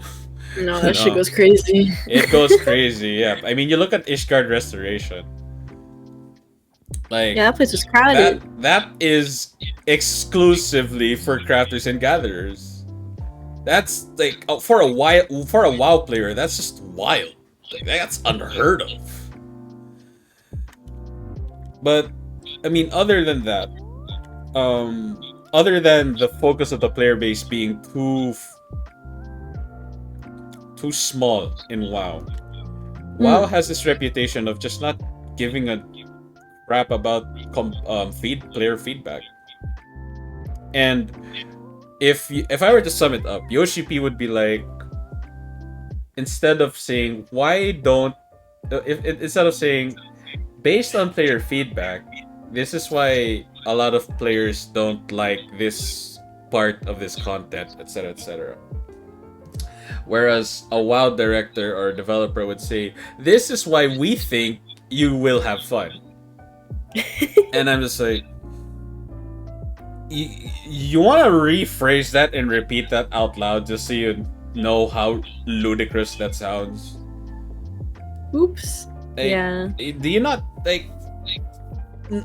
I know they're trying to filter out the trolley content, the trolley feedback, but I'm just like, among those, there are feedback from players who love the game so much that I don't know. I don't know if WoW devs just see complaints as hates. No, the reason they're complaining and not quitting is because they love the game and they want to see it better. Like, they want it to be a better version of itself. Because a hater would love to see your game fail. A fan of a game would love to see your game succeed. It's true. So if a player just gives trolley feedback, then yeah, they just want this game to burn. But when players give honest feedback, like the balance of the classes are like this and that, and Fire Mage has been top 3 for how many expansions, and nothing changes, and I'm just like, are you not listening to player feedback? Because it's all over the place. It's all for you to see. And again, the reason why I sound like this is because I have played WoW for years. Even though You're very passionate. Even though I am a warrior of light, a warrior of darkness right now, even though Eorzea is my home, I still have memories in Azeroth that I hold dear. And for it to be in the state it is in now, a slight echo that's probably coming from Sully's end. I tried to fix it just now. Okay, very quietly. Okay, I'll forget. So again, the fact that it's in the state it is now, it breaks my heart. Like, honestly, as much as I have fun jabbing at WoW once in a while, it still hurts me that, my God, what happened to you? It's really sad to see one of your favorite things just like continually get worse and worse. And I mean, even Yoshi P is not completely celebrating it. I'm pretty sure you've seen the clip of someone telling him, "Yo, you beat WoW," and Yoshi P is like, "Huh? No, it's not about beating WoW. It's not about beating WoW. Competition breeds excellence. When you have a big MMO like FF14 being so good, WoW should try to step it up. When they do that, FF14 is going to try to do the same thing. And who wins? Everyone wins. The developers and the publishers win because they get the money of their customers, us, the players. The players win because we're provided a quality game that we'll be playing for years. But if I wanted to be very specific, okay, shoot, I'll be as blunt but reasonably blunt as possible, okay? Alright, so for gearing in WoW, up until Cataclysm and Mists of Pandaria, it has been very straightforward. They still had tome systems similar to what we have in F14. You had Valor points that capped every week, and then you had Justice points that capped daily. And you can use that to buy gear. And the gear was your BIS. It's straightforward. Now when I played BFA, the gearing in that game was a bit layered. There were several systems governing that, but it wasn't so convoluted. It wasn't a time sink. Lo and behold, on the later patches, that is when I was like, it's so obvious what you guys are trying to do. You're trying, like, Blizzard just wants to jail people into playing World of Warcraft. Plain and simple. And that's why a lot of people left. Like, a lot of their decisions when it comes to designing the game, it's centered around that. People can argue against it, but the evidence is all over the place. I swear to God, if it was an Ace Attorney game, there'd be, take that! Everywhere! Everywhere! Objection left and right. Jesus. Even the prosecutor would, like, give up and, like, yeah, I can't. I just can't. You can't. I just can't. You know what? You know what, Naruhodo? Can I stand next to you? I just want to chill here, drink my wine while you know, you do your thing. I'll just enjoy Let my him wine. handle it. Yeah. The evidence is all over the place, and I'll be very exact. At the end of BFA, there was this legendary cloak that was an equipment piece. Now, the thing is, because it's classified as legendary, it's BIS by default, because it has insanely high base stats and insanely high secondary stats. Now, here's the thing. It has a quirky gimmick where there are void effects that enhances your character. It gives them, it procs certain effects, special effects at by doing certain things. And thing is, you cannot go overboard with it because it will spawn stuff or negatively affect your character. So there was a perfect balance of like, I can only have, say, 80 points, 80 void points where I get the bonuses and the special effects, and the negative stuff that happens to me is still manageable at that point. Now, you might be wondering, I can see the expression on your face, Sully. Like, well, why is this a thing? Like I said, I'm very stupid. Yeah, I don't understand stuff like this. This is why I only play Final Fantasy with you. Exactly my point. Because in FF14, what impacts your DPS? 3 things. Gear, food, pots. That's it. That's literally it. Materia. Well, it's a subcategory of gear. Okay, it's a gear. It's a subcategory of gear. Not to say that WoW isn't that simple. No, I mean, to some extent it is. But here's the thing: the impact of that is way larger in WoW. Like, let's say someone who wants to gear up for raids doesn't have all of the pieces from raid drops. Like, maybe you see someone that has nothing but tome gear, but fully upgraded to 530. They do pretty well, pretty strong in fact in raids, to be honest, because their base stats are, well, up to date to raid BIS. Of course, the only thing they're missing is the weapon, which will always have the highest eye level among your gear. But in WoW, not optimizing your gear, even at the slightest, the things that look like it's just a slight difference, no, it has a huge impact. It has a huge ass impact. And so, like I said, remember, there are void points, right? It's like, okay, 80 points. Here's the thing. How do you balance out 80 points when you can potentially get 200 points? Here's the thing. There's this content that you do every week with currency that caps every week, and you have to get an item to enter the instance every week that is time locked, because a lot of the upgrades you get from that, it's like you have to fight 5 bosses total, but you can only get 1 boss. You'll unlock each boss per week. So, like, you're telling me I have to wait 5 weeks before I can maximize this damn cloak on my back? And Blizzard's like, yes. And I'm like, an FF14 player would be like, then just swap it out for another cape. Here's the thing, it's classified as legendary. If someone sees you with not that cape, they'll kick you out of the raid, and you can't even blame them for it. But personally, what was really like the final nail in the coffin for me was the class imbalance in World of Warcraft. Like, I have, like, in FF14, if you're a ninja, you're a ninja. If you're a warrior, you're a warrior. You're a tank. Yeah. If you're a ninja, you're a DPS. That's it. There's nothing complicated about that.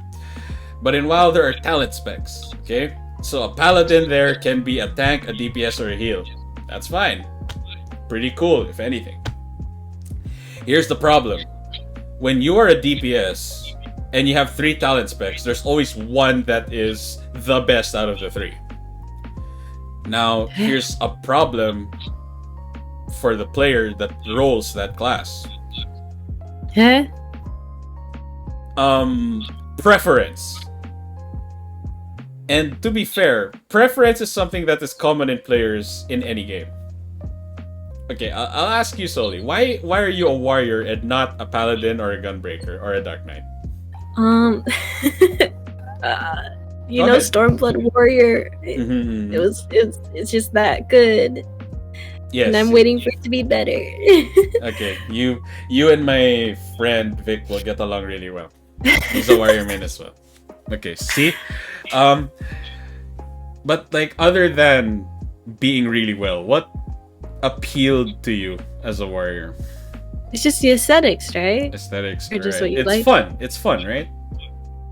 Yeah, it is fun. Valkyries are fun. You're right. Yeah, see? So there, every player has a certain preference unique to them that they try to find in each class that they play. Yes. Here's the problem. In FF14, picking a particular class over another one isn't as punishing as it is in WoW.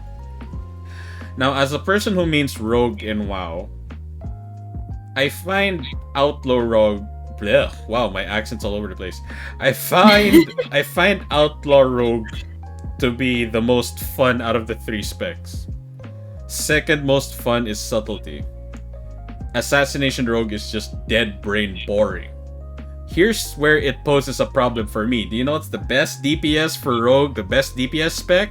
The best talent spec? Guess what? It's assassination. It's the most boring one. So when I try to join a mythic dungeon, and I even link them, guys, I already cleared this on 11. I cleared it on mythic 11. As a combat rogue, I can do this. They're like, no, Sin Rogue is best. I'm like, okay, I'll look for another party. 10 parties later, 10 rejections later, I'm like, I give up. This is it. I give up. I'm not even mad at anyone who kicked me because I completely understand why. The game's designed that way. The imbalance is insane. You look at the parse chart of WoW. It's a curve. It's a visible curve. But in FF14, at least it's a semblance of a diagonal line, at least. Well, It's just, it's disgusting. it's just, you're so mad. You're shaking and crying. You're like, ah. That's how passionate I am about it. Like, again, Really and are. it all points to one major thing as to why people leave WoW. Not for FF, but for any MMO out there in general. The reason why they Right. leave WoW, there's a big disconnection or lack of being out of touch with its player base. Being out of touch with its player base. That's essentially it. It's the biggest caveat, that the biggest problem that WoW players have had to deal with for 2 expansions already. 2 expansions solely. 2, not 1. 2. You've suffered enough. Okay, you can rest now. You can rest now, Yoga. In my opinion, the allegations, the lawsuit, was just like a good excuse for them to leave. Like, okay, Well, I can leave with no regrets finally. now. Like, yep, no way. So it's not gonna get better, huh? Yeah. Oh well. Alright. Wow, I was very It's passionate with sad. that question. You Alright. really were. Alright, It's sad, but next like, question. maybe they can get it together. Next, I forgot. It's alright. I forgot there were questions. Yeah, next question. So, as we all know, Yoshi P has repeatedly mentioned that FF14 has learned from WoW and WoW's formula to make A Realm Reborn, and they have been strictly following that philosophy until today. They take the best aspects from their competition. They take that in mind when designing FF14 and tweaking it. Now, do you think FF14 would be successful if WoW never existed? Well, I think that WoW walked so that Final Fantasy could run. So no, I think that it needed the influences and inspiration. Since 1.0 was kind of a flop. Anyways, I don't think they could have made that glow up without outside inspiration. Really important. I will wholeheartedly agree with you there because back when A Realm Reborn was released, WoW was still a big thing. So imagine before that, when 1.0 was unanimously a disaster, WoW was still really popular. Now, I will say that if there was a possibility that another MMO could be as impactful or a big influence as WoW, perhaps. But if we're just talking about WoW itself, like its identity as the MMO that really defined the genre, then without World of Warcraft, I don't think A Realm Reborn would have existed. Or if it would, it wouldn't be in the state that it is in now. Pretty much. Yes. Very I mean, important. if WoW didn't exist, I don't know what was the biggest MMO second to WoW back then. RuneScape. RuneScape. But alright, hypothetical. If RuneScape was the biggest thing then A Realm Reborn FF14 would probably be modeled a lot like that. Like RuneScape. I guess so. And well, not in terms of aesthetic, of course, but I mean like Well, no, of course not. like the gameplay, the game design, etc. And hypothetical, again, I'm just throwing hypotheticals here. But if Black Desert Online was out at the time and it was the biggest thing, FF14 might have been designed like Black Desert Online. It might have. Yeah, I think so. Pretty But much. again, if we're just talking about WoW, without WoW, A Realm Reborn would not exist. Definitely not. It's right. There's some similarity between OSRS and AR. Old school RuneScape and A Realm Reborn, lots of things in common. Like, can you reiterate? Can you explain that? Wait, what? What are the similarities? I only know fire. I only know fire making. There's a lot of quests you take, I guess, branching off. Grinding out, gathering jobs for yeah, pretty much. The Omni Really Gatherers and the Omni Crafters. Yes, they actually did have like a lot of like skills that you'd level up, which is like I used to level up like campfire making. I still can't believe you haven't played RuneScape. It's very interesting to me. I feel like RuneScape was really really big. Well, so to I be feel like fair, again, it's a difference in our locations and what games have an impact here. It's I true, mean, it's when I did visit like my relatives in California, I did ask him, "Hey, do any of you play Ragnarok Online?" Everyone was like, "What's that?" I'm like, What the heck is that? "You haven't played Ragnarok Online? What?" Yeah. So I guess I can understand fair, where you're yeah, coming yeah. from. Yeah. I think that it pulled a lot of inspiration though from a lot of MMOs, and I feel I guess if a Japanese person were to go anywhere and ask, "Hey, do you play Phantasy Star Online too?" Someone says, "No." Because I compare Phantasy Star Online 2 to being the World of Warcraft in Japan. Like, by default, it's the game that everyone plays, like, no doubt. Like, 8 out of 10, 9 out of 10, they're probably playing Phantasy Star Online 2. Is it really that big? It is that big. Like, Phantasy Star Online 2 in Japan is huge. It is a huge deal over there. I don't know. It just seems like, I don't want to be mean, but it's basically just like an MMO in Mobile. It's basically just Mobile. Yeah. I totally understand that, but I mean, they like Mobile over there. Dad, I don't know. Is Phantasy Star Online 2 available at console? Yeah, it's on Xbox, I think. Okay. Is that the inner? Yes, it is unaffected. All right. Whoa, Yoko, you're live. You're streaming. What the? Gee, I would have, my heart would have dropped if I'm pretty sure OBS is broadcasting right now. Imagine talking for 2 hours and this whole thing on my dashboard is a lie. I'm not actually. Wow. All right. Next question.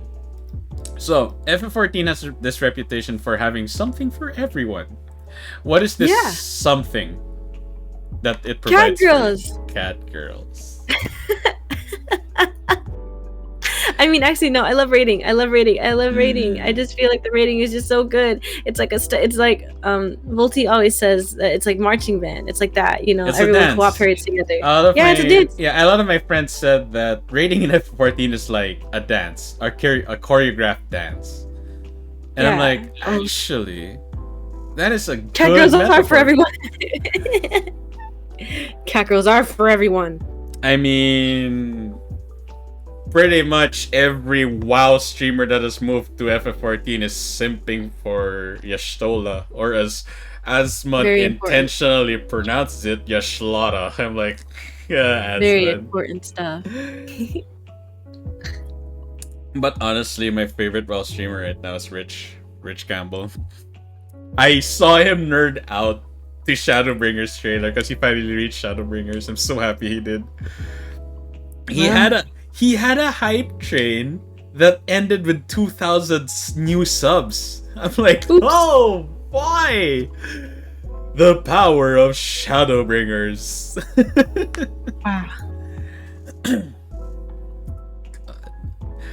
Something you gotta for respect everyone. the hustle. Yeah. It is something for everyone. Cat girls are something for everybody. Ah! So for Sully, Rating. it's rating. And I guess, again, you mentioned it earlier, cute. So cat girl equals Well, you gotta be cute. Mm. Name another MMO where you can be cute. Besides Phantasy Star Online 2. You can't! It's impossible. What? You wanna be cute on Club Penguin? No! You can't be! There is one race in World of Warcraft that is kind of cute though. I'll be the judge of that. Okay, Google Volpera.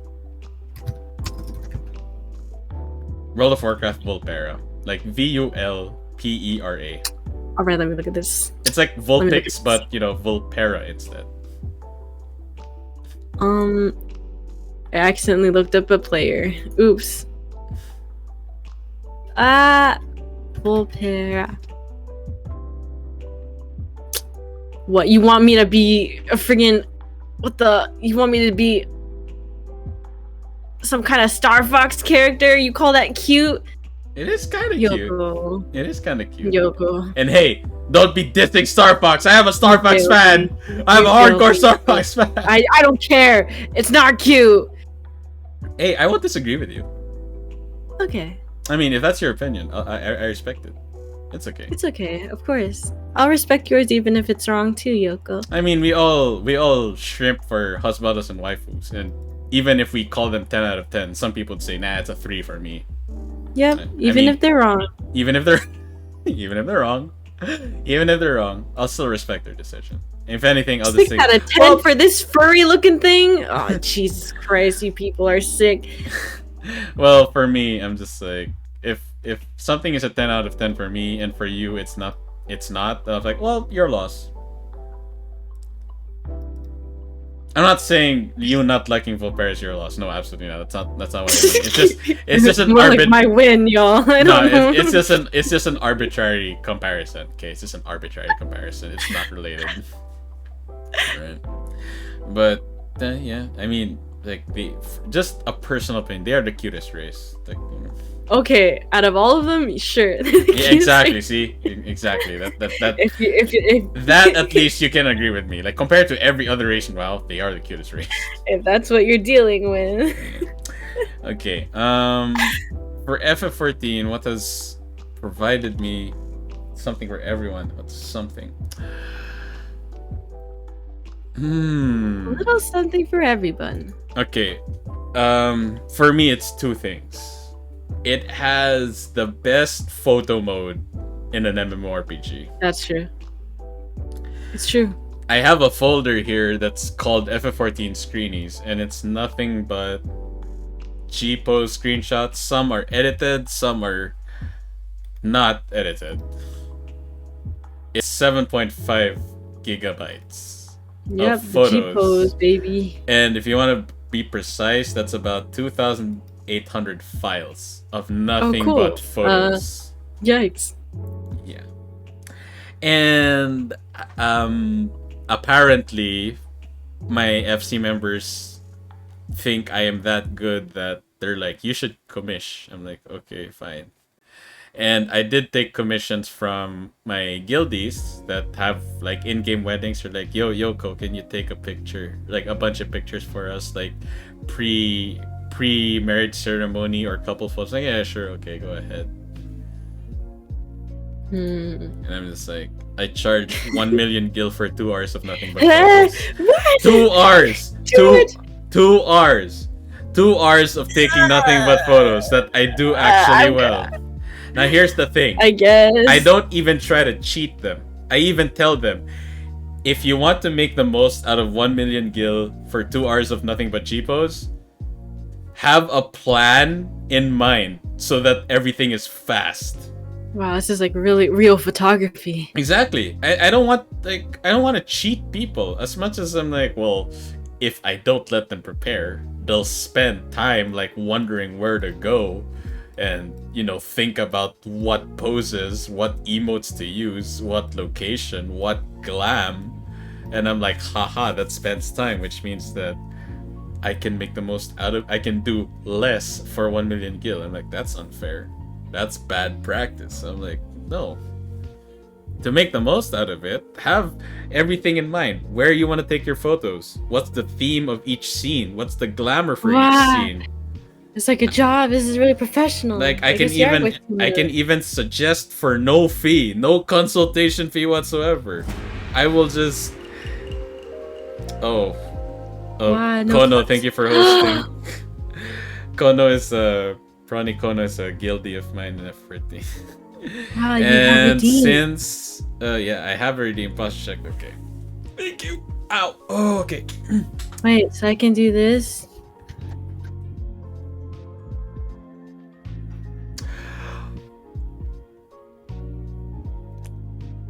I hate you so Yoko. much. Yoko. What language? Why? What language? I don't know. Yeah, I think Japanese would be good for everybody in the chat. I hate you so much.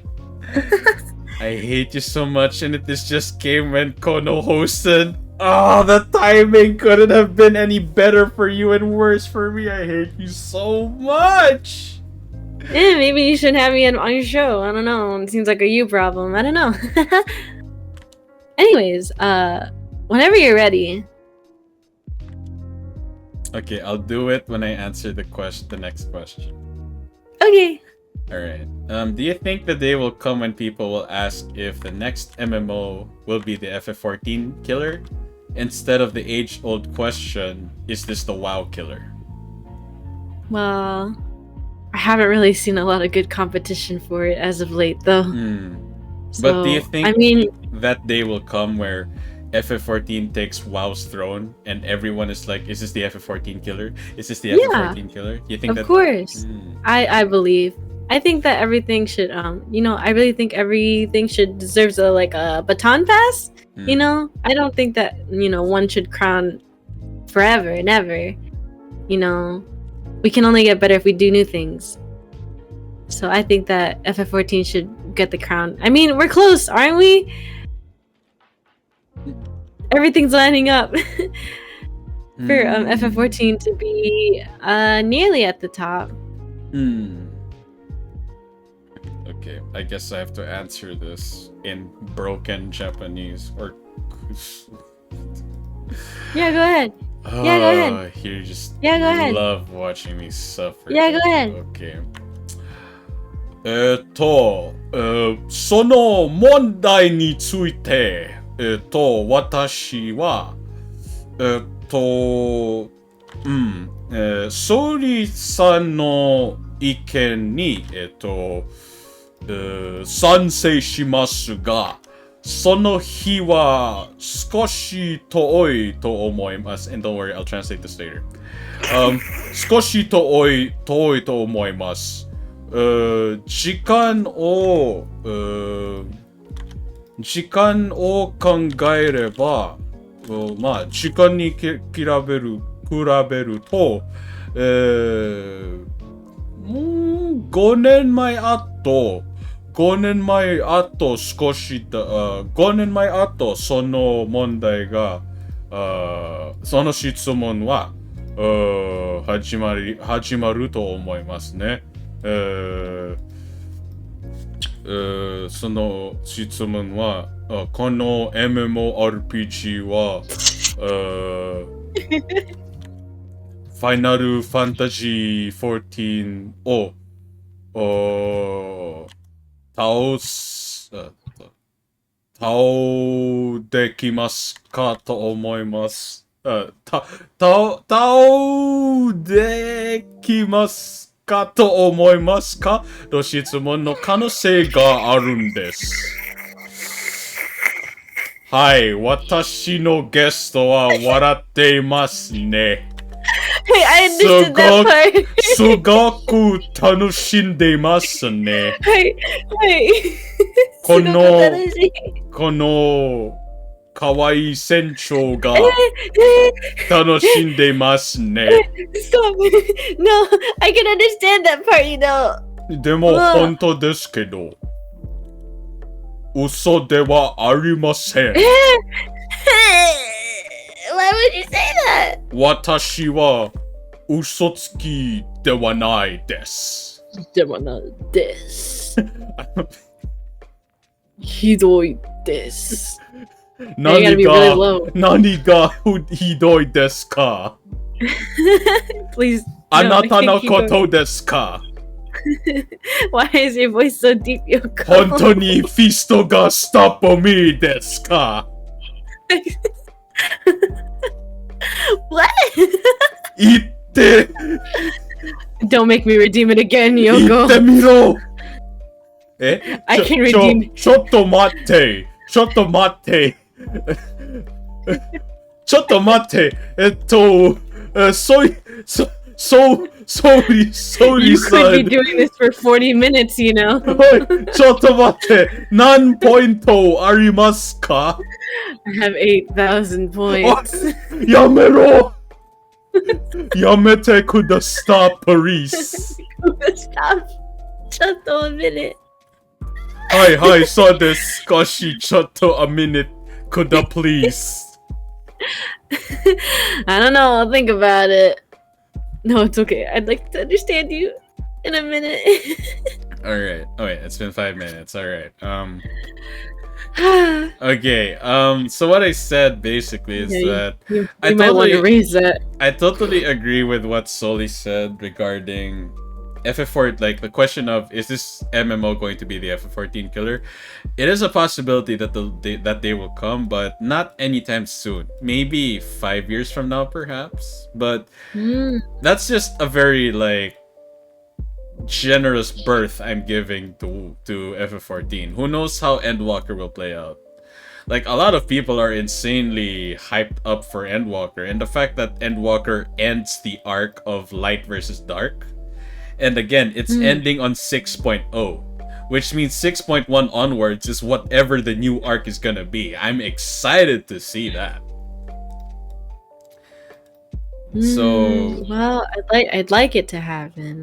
Me too. I'd like it to happen. I want FF14 to be the new standard that gives them a benchmark to, like, yeah, we set the bar. We're gonna try outdoing this bar every time. Of course, I feel sorry for Yoshi P because I don't want him to be stressed. The man needs a vacation. But if it's a challenge he welcomes, then I'm confident. I'll be sad to say goodbye, I guess. Is the thing. But no, not that. Like, I'm confident that it's a challenge he'll take seriously and wholeheartedly, or if anything, he'll welcome it. Yeah, I don't think he'd be mad about it. I think he'll be happy that, you know, he'll have some competition that's like I think. Happy and shocked, I think, for sure. Wow, a story that's a decade long. Yeah, but to be fair, it really did culminate really well with Shadowbringers, especially 5.3. It's true. And it's true. The fact that in the Endwalker trailer, there's an homage to the Asians when the warrior flight is walking on the moon, because their silhouette very much resembles an Asian. So I'm just like, that's just how much of a big deal it is. Now here's the thing that worries me a lot. The fact that Yoshi P said, get ready to say goodbye to a lot of your favorite characters. I'm like, what do you mean by that? It's a threat. It's a threat.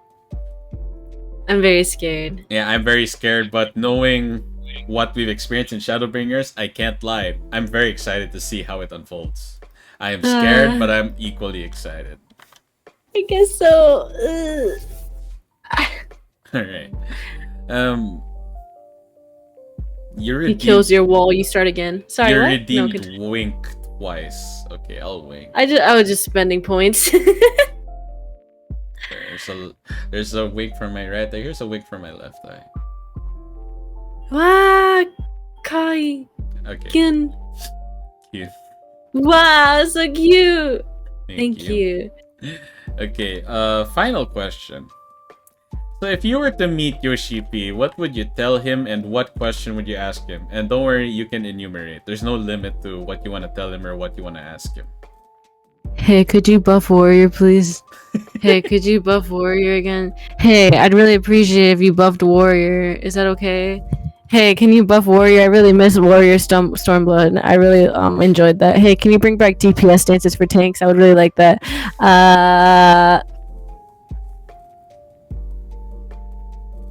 Could you add circle eyebrows to the character creator? I'd really appreciate that. Wait, circle eyebrows? I really like circle eyebrows. They're really cute. Circle eyebrows? Yeah, I think they're very cute. My wall has them on the drawing. They can't have them in game, obviously. Oh, I have them. Permanent DPS. Yeah, but it's not the same. But yeah, circle eyebrows are a really good, important part of the character, I feel.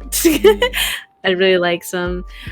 I guess like there are some changes that I really like. But I also just want to say, hey, thank you for making a game that I've been obsessed with for years. You know, I really have to appreciate everything that's gone into this game. And I never thought I'd be in such a big rabbit hole of commissioning art of my wall and stuff. Also, thank you. Okay, for me, if I were to meet Yoshi P, first I would definitely tell him roughly the same thing you did. I would tell him thank you for making such a great MMORPG game. That just came out. I'm sorry. Continue. Thank you for making it's alright. Thank you for making such a great MMORPG. Yoshida-san, please take a vacation. For the love of God, please take a vacation.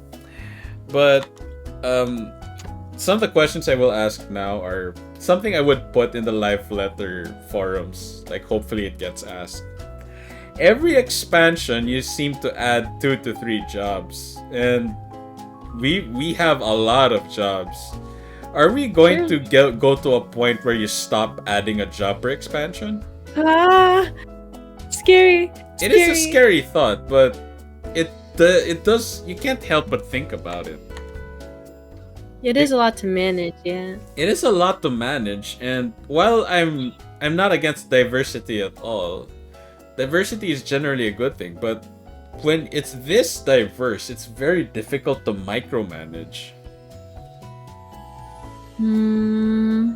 I guess, but I feel like that's something that a lot of people wait for, you know? It is something that people look forward to. Yeah, I feel like it would just stagnate. Yeah, but I would definitely ask. Like, it doesn't have to be like ever, but would we have one expansion where there's no new classes added? That's one thing I would ask, and I want his honest answer on it. Like, I just want to know what's on his mind, because I mean, he always answers very like properly and honestly. Yeah. So I'm like, I want to know his take on it. Another, when will Viera and Hrothgar get the other hairstyles that are available for the other races? I mean, he gets asked that all the time, anyways. Yoko. Yeah, but I mean, I would remind him. I would remind him anyway. You want to make him mad? Nah. No, there are worse things. I still remember someone asking like, I think it was before Stormblood released. He was asking if they were going to release a third job for Stormblood, and Yoshipi was like, "I'm gonna die if I try to do that. I'll die. Yeah, I'm gonna die if I try to do that." I'm just like, well, you heard it from the man himself. No, he has his limits. Not good. Let him go. Like, I wouldn't even dare ask him, like, are you gonna add a race in the next X-Pack? No, he clearly said it himself. Like, we're not gonna add races for a long time, so don't look for that for a good amount of time. And I'm like, I totally understand that. I mean, the fact that we're getting male Viera and Frothgars is already, like, yeah, I mean, I think there's enough anyways. Yeah. You know, there's a since good I was amount a cat girl anyway, Mm. it doesn't matter. Another question I would ask him. This. I would ask him, would you consider upgrading the page for buying FF14 so it's easier to buy it? Like how WoW is so easy to buy. I don't think that's a great idea. No, the thing is, like, I guess it's not a problem for players in NA and EU and Japan, but for players who play in like Southeast Asia and even Australia, it's a hurdle. It's very complicated compared to other MMOs where all you have to do is create an account, pay for the game, you'll get a download link for the launcher. Launcher takes care of everything. Wow. But for FF14, I have had to help a lot of people who bought the game on sale. They keep encountering some errors whenever they try to verify their emails, and I'm just like, oh boy, this again. Boop. Yep. So I wish it wasn't that complicated, or again, I wish it was smoother. I guess I think there'd be like just some kind of verification issue that they won't do, or blah blah blah spaghetti code server thing. Yeah, but I don't know. It's still a hassle. I mean, although Asmongold memed on it, I still think it is not the worst problem out there, but it's still a problem worth looking into.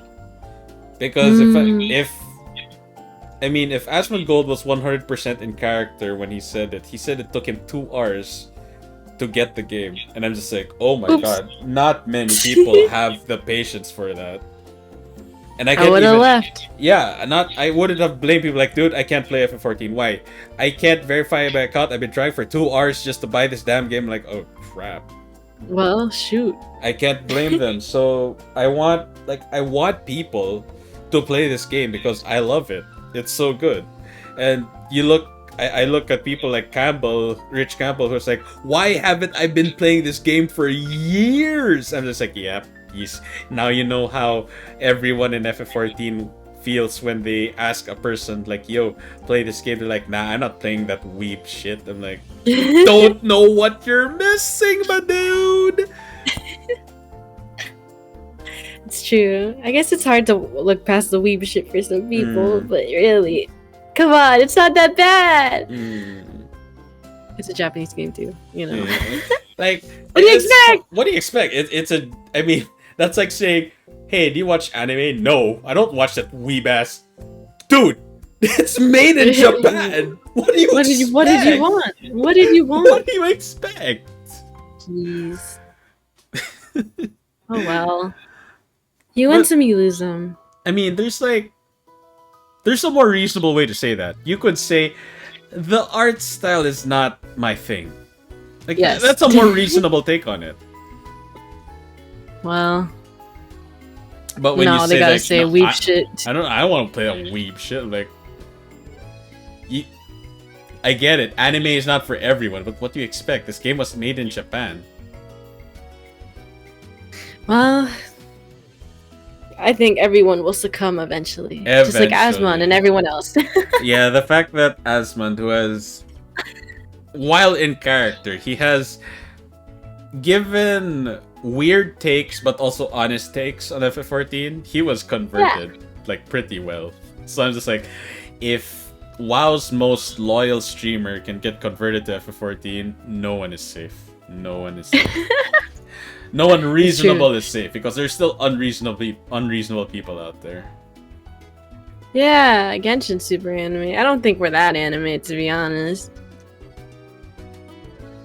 Yeah, definitely not. We're not that anime. Because even like, you look at the Mikote. They're humanoid cat girls, but they're not that anime. Yeah, they're not that creepy looking either. It's like a good balance. They're not like, oh, kawaii, nyan nyan. No, they're not like hardcore weeb anime design. No.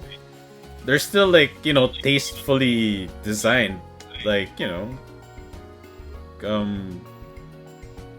wow, I can't even pinpoint it. They look good. They look good. Yeah, they look good. Yeah, you know what? Yeah, they look good. It's not like hard anime style, It's not like their eyes are. It's not like their eyes look off. Like no, they're cat eyes. Dare I say it? Like if you saw a cat girl in real life. They would probably look like a Mikote. They probably would. Hopefully. Yes, question mark. I don't know what to say. Are you thinking of... I can't say. If you're thinking about Cats the movie, then no, not that. No, of course not. I just don't think it's like totally humanoid. Yeah, probably not. But if they were to look humanoid, like the first reference I would point to is they'd probably look like a Mikote. Probably. Yeah, you're right. Well, I just wasn't thinking like they don't look totally realistic, which is the appeal point. Absolutely. It's not like a AAA game kind of. Yeah. It's still cute. It's a good balance. It's a good balance of stuff. Yeah. It's not like it's not like Mabinogi or anything. It looks like, well, this is fantasy, but plausible in its design. Like you'd probably see some people look like some of these characters in the real life, probably. I mean, I'm pretty sure Imeric Stance would like to see someone who looks like Imeric in real life. Well, me too. I would. It's not like you see like Mikoti cosplay and they look like exactly like the game. It's like that is cute but close. Yeah, cute and close, yeah. Final Fantasy. All right. Like I said, it's just like good balance between everything, actually. From cat girls to raid, blah, blah, blah, blah, blah. But yes, we did it. Yes, we did it. That was the last question. Thanks so much. That was a lot of fun. Just to summarize what we've been talking about. So, again, FF4, the critically acclaimed MMORPG that has a free trial up to level 60 that also includes the award-winning expansion Heavensward with no time restrictions, has something for everyone. If you're a hardcore raider, we got you covered. If you're a casual player that just wants to RP, feel good, explore the world, we got you covered. Are you a Omni-crafter and gatherer that wants to feel like they're a gillionaire or a millionaire in game? Yeah, we got you covered. If you're a professional mahjong player or a card game, I forgot about if you want to play card games, we got you covered. If you're a mount collector, oh boy, we got lots of mounts for you to collect. Oh my god, I thought you said mouth. Mounts. I was very confused. My goodness. But other than that, also, again, I just want to reiterate, especially this point, that the philosophy of FF14, like we can completely disregard the design, the story, the writing, the characters, etc.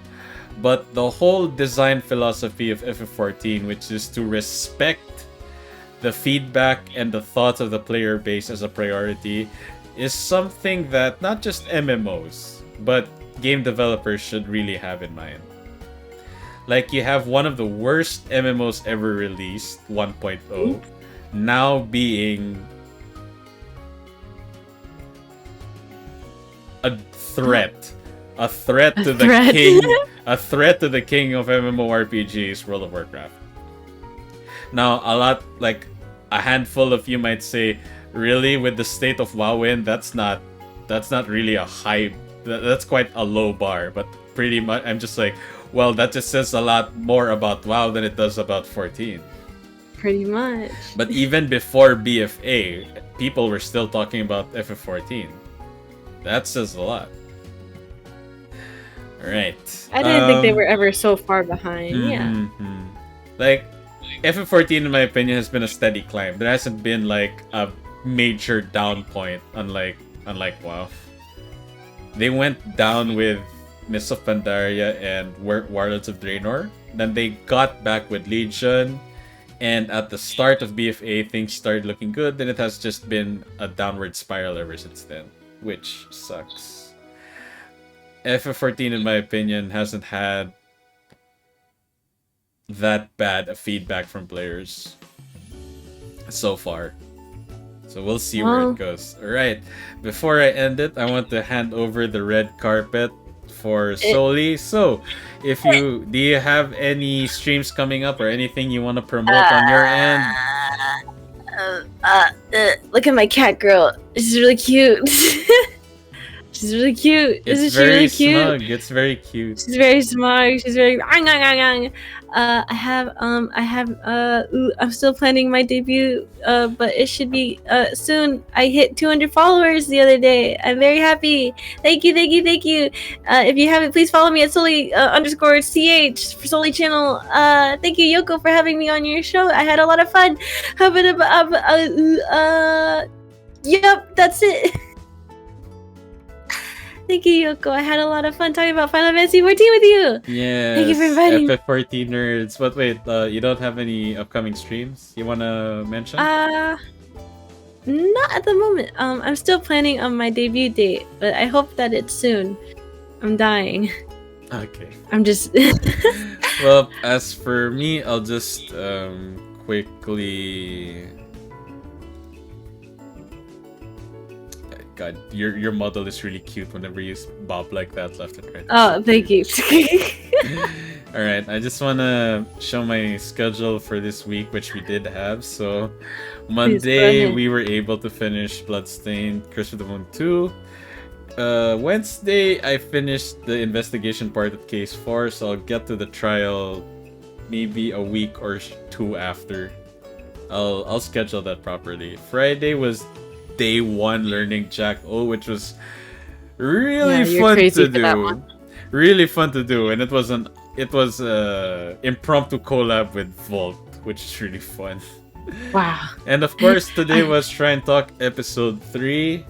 I had such a blast with my very good friend and space captain Soli, and fellow FF14 nerd. Thank you so much. Thank you.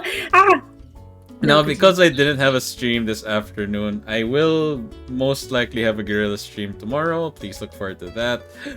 But other than that, please, again, for those watching, and for the raiders from Kono, thank you so much for sticking around.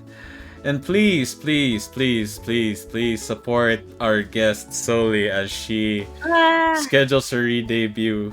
And, transitioning from a 3D model to a 2D model. Like, thank you. For those who didn't see her 3D model, the difference is night and day. Thank you, question mark? I meant that as a good thing. Okay. Like, your 3D model was already pretty cute. Now your 2D model is just like... I'm so cool. Wow. Lots of details in your outfit. It's so cool. Yay! I hope that I am now cool and intimidating and could kill you and could step on you. That's really the kind of vibe that I want. Alright. Okay, I'll just give proper shout outs to those who dropped by. Mike, thank you so much for dropping by. Soli, thanks for interacting with chat. Kylo, Karumiya, Gundam Geek, thank you for dropping by and also for the follow. Slough, thanks for dropping by again. Redisms, I don't know if that's how you pronounce it. I apologize, but thank you again for interacting with us during the transition segment, and even in between questions. Thank you so much. Vault, of course, also thank you for gracing us with your presence. Say the least. Gracing. What is this? And Affected, Whoa. thank you also so much for dropping by. I highly appreciate it. And I guess Soli, thank you for making this stream. You guess? I hate you so much. I was gonna say thank you for making the stream interesting with the broken code change. Now you just had to. And then I did it again. Do it again? Fine, I'll do it again. For like 5 minutes, I don't mind. But you have to pick a language. Pick a language, please. I only know, I can only like vaguely understand your Japanese. If you use Tagalog or something, I'm gonna die. Hey, can you speak Spanish? I can speak a bit of Spanish, and Tagalog does borrow words from Spanish. Okay, let's do Spanish. That'll be fun. Or Tagalog then. Well, I'll just translate it for you, I guess. Okay. So, sa mga viewers natin na dumaan dito sa stream, maraming salamat po. Ito, Mike, maraming salamat. Ito na, el español que creía. Yeah. Gracias. Soli, maraming salamat. Kylo, maraming salamat. Karumiya, Gundam Geek, maraming salamat. Slough, maraming salamat. Tangina mo, Vic, maraming salamat. Redisms, maraming salamat. Vault, salamat sa pag-share ng iniisip mo, tsaka sa pagta-type ng mga message sa maraming salamat. And syempre sa guest sa napaka-bait tsaka napaka-cute na guest ko si Soli. Maraming salamat. No, I don't like this. I don't understand it all now. No, Yoko. I just called you a very nice and a very cute guest. Oh, thank you. Napaka-bait tsaka napaka-cute na guest. Maraming salamat. Thank you so much. You're gonna be nice in a different language. Hey. Bully in every other one. Hey, come on. You only say that because we played against each other in Strife. A little bit. Exactly. Whatever, it's fine. You know, One day. that little shadow that your cap puts over your face kind of makes your expression look a bit threatened. What are you saying? Like, what are you saying? You look at... There you go. Yeah, but you see my expression right now. I'm just like, sorry po sa sinabi ko. I mean, yours is kind of scary too, question mark. But it's okay there. Yeah, I don't see the shadow anymore, and yay, okay, not threatening aura anymore. You're right. No, hey, we're good. We're good. You let it out for a second. I'm like, Nani? We're good. No, you're fine. Ano naman ginagawa ng babaeng to? Hay nako. No, don't worry about it. Ay, no, nako. you're so nice. I'm having a lot of fun. Sus Maria Josep Santa Jesu Christi Santa Maria. Amen. Amen. Ay nako, feeling ko papatayin ako ng babaeng to. Ay, yeah. I just said like I think this girl's going to kill me. Maybe. Ayun, see? Kasasabi ko lang, baka patayin ako ng babae to. Ay nako. Tapos kasasabi niya, baka? I'm like, ay nako. Pamatay na ako. You lied when you said there were a lot of borrowed Spanish words. I thought I could figure it out. Okay, fine. I'll teach you a little bit. Like, for example, the Filipino word for chair is either upuan or silya. So there, see? Silya is Spanish. Oh, siya. Yeah, Yeah. siya. Yeah, okay, I got Now, you. I got you. upuan is literally a noun version of the verb upo, which is the verb for sit. That's why upuan is where or what you sit on. So that's chair in Tagalog. Ah, Now I here's see. here's a fun fact. We have a funny phrase. It's literally A just funny phrase. Yeah, it's a funny phrase because it's literally one word that you say you say about like 8 times and you can still make a coherent sentence out of it. So if you were to ask someone, like if you were to meet someone next to an elevator and you ask them, "Hey, is this elevator going down?" Uh-huh. You can say it in Tagalog, "Baba baba." Yeah, I'm not lying. I'm not pulling your leg. I wouldn't dare pull your leg. Baba. Yeah, baba baba. Because Baba baba. baba ba, like baba ba is basically going down, and the last ba makes it into a question. So, for example, if I were to ask you, "Are you going to eat? Kakain ka ba?" You see, you heard the ba part, right? That's the question mark. Yeah, kakain ka ba? So bababa, which means going down. Bababa is going down, and you know how you answer? Yeah, it's going down. Bababa. Baba. Baba. I don't like that. It's too much. And I mean, to be fair, we did inherit some swear words from Spanish. Ooh, I don't want to say. Yeah, exactly. The fact that you said the first syllable. Yeah, you do. Never mind. But here's the funny part. In the Philippines, though, that the full... You don't want to say. No, the shortcut version of that. The shortcut version of that is used in a different context.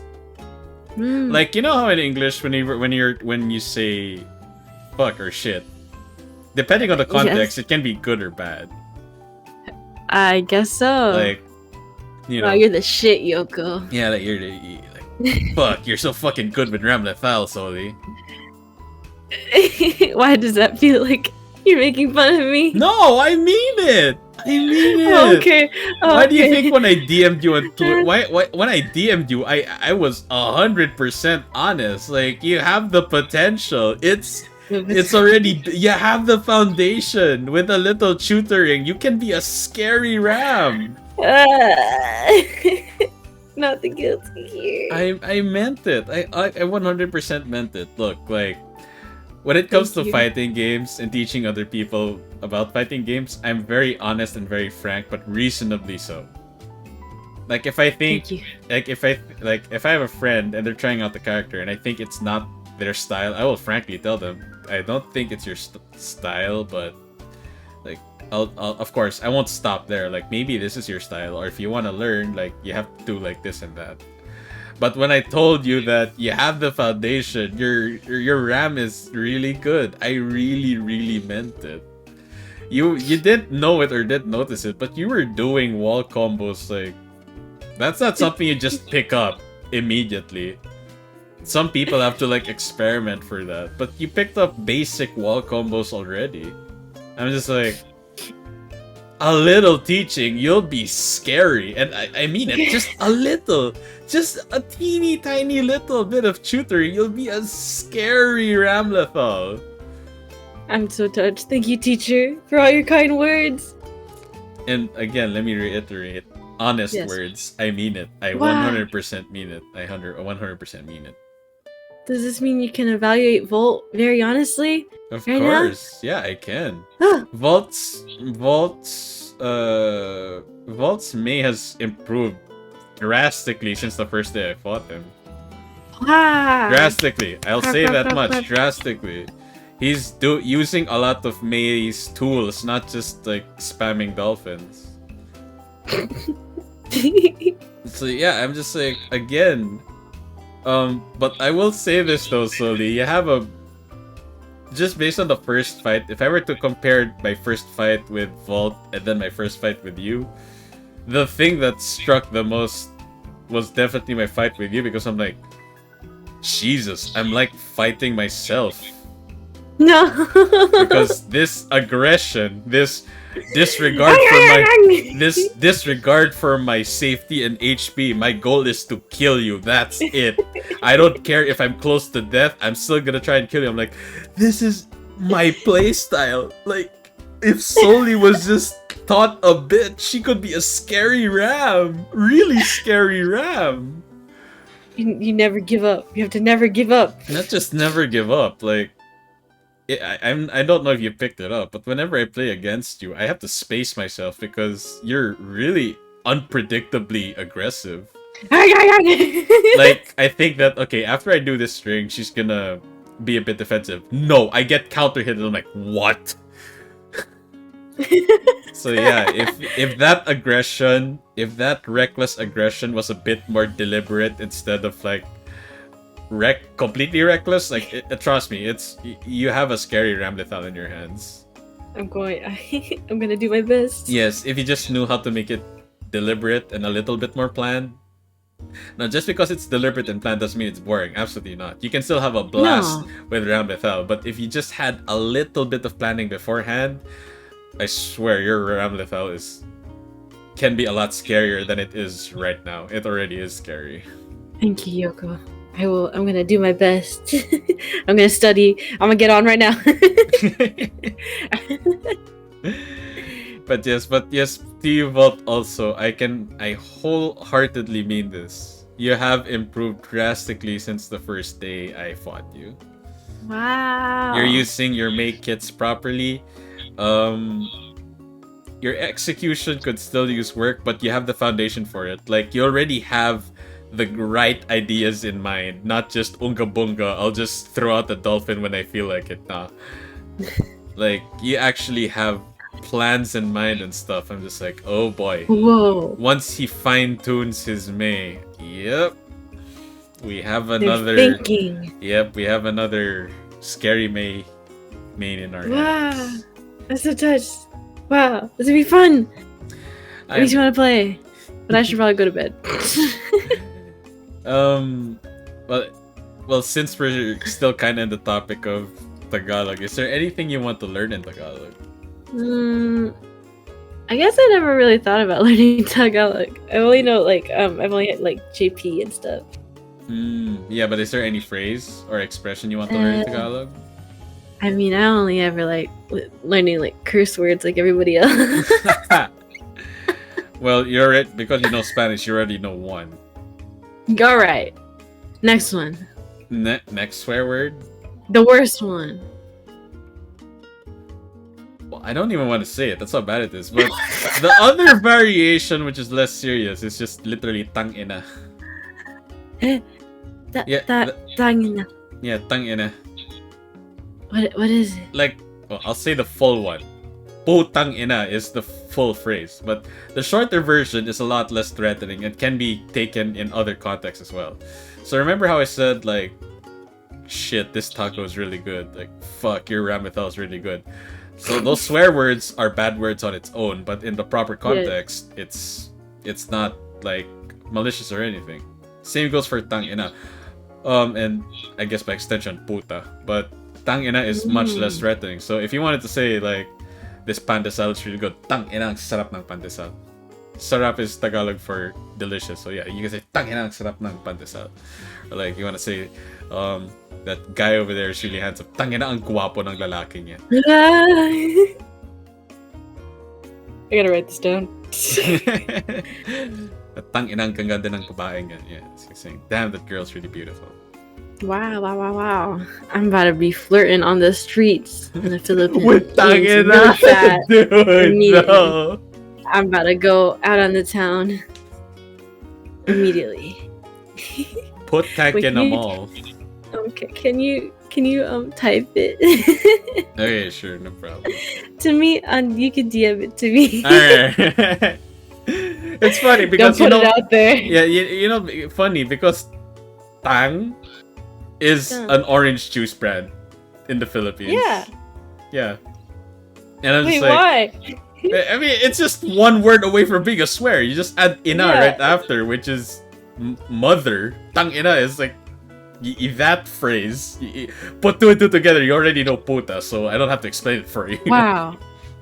Exactly. I'm going crazy right now. All right. But okay, we're gonna Mine's wrap turn. this up. Thank you so Okay. much, everyone, and of course, um, from the bottom of my heart, thank you so much for this collab, Soli. I highly Thank you, appreciate. Yoko. Thank you for inviting me. Yes, I highly appreciate you adjusting your sked for me, and of course, sharing your insights and your thoughts on Final Fantasy XIV. It means a whole lot. No, thank you. I feel like you really carried the stream. I don't feel like I answered a lot, but I had a lot of fun talking to you. No, I had a lot of fun talking to you, Yoko. Your Thank you. perspective was still good. your I guess I will say your perspective is basically like, well, not basically. Your perspective is the perspective of a lot of players who have started playing since Stormblood and Shadowbringers, which is like when the foundation of FF14's popularity was already solidified. Yeah, pretty much. Yeah, like players like me are not as vocal as you guys, so knowing your perspective, seeing your perspective was very important in my opinion. The Yoko elitism is jumping out again. I don't know what to say. Hey, I don't mean it in a derogatory way. I mean it honestly. I'm kidding. I know. That's a problem of mine. Like, I don't know when people are joking or not. It's okay. It's okay. It was a joke. No worries. No worries.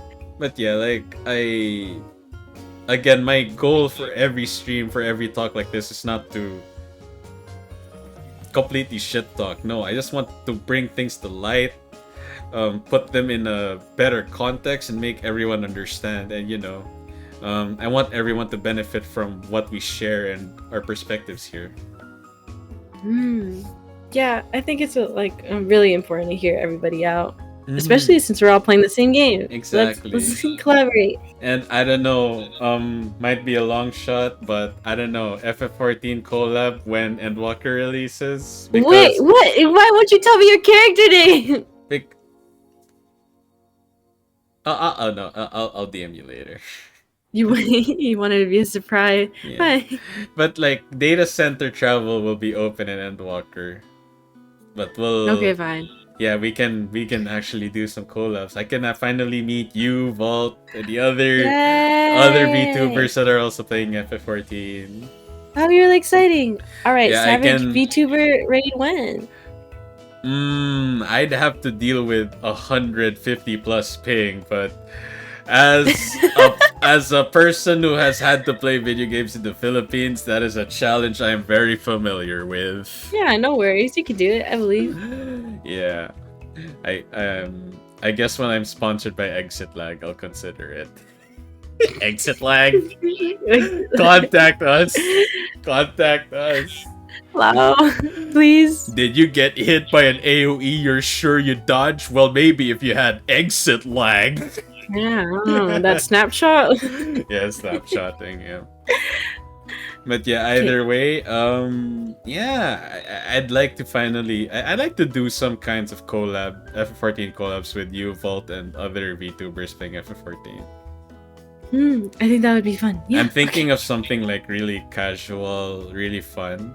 But definitely one of the things I'll have you and Vault do, I have to invite you to my house, which also doubles as a coffee shop. That sounds really cute. Yeah. Yay. You hyped it up for me, so big expectations happening right now. Crap. It's okay. It's okay. Alright. But I also want to showcase, I guess, the work of my guild member, who is, again, we revere her as a master architect and engineer when it comes to furnishing. I commissioned her. She'll do fine. She'll do fine. She'll do fine. I believe in her too. Yeah, a lot of us have commissioned her to renovate our house and everything, and she's always done splendid work. But of course, I also want to see what your house and your FC house looks like. No, don't worry about it. Wow, that was really fast. No, don't worry about it. Don't worry about it. No, don't worry. I have zero expectations in mind. I'm just really interested to see what it's like. So when I visit, yeah, that's one of the things Okay. I look forward to too. Me too, me too. Okay. All right. It'll happen. Let's see. Let's end on a raid. Let's see. Yay! Yes. Oh, one of the VTubers I follow. She's a primarily Japanese VTuber that also speaks a bit English, and she does stream herself studying English through Duolingo, which is always fun. Wow. She is playing Legend of Zelda Breath of the Wild, which is one of my favorite Legend of Zelda games of all time. So let's support her playthrough because it's the first time she's playing it. So yeah, Yay! Let's give her our go! support. Gonna start the raid in a bit. Goodbye, everybody. But again, thank you again for watching us. And again, I've probably said this way too many times. Thanks for coming over as my guest. Of course. This Anytime, thank you. But oh, this you was- canceled the raid. Yeah, mistake. This was our first collab, but this is definitely not gonna be our last. Yay! Okay. Alright, thank you so much, and we'll see you in Miharu's channel and in the future. So yeah.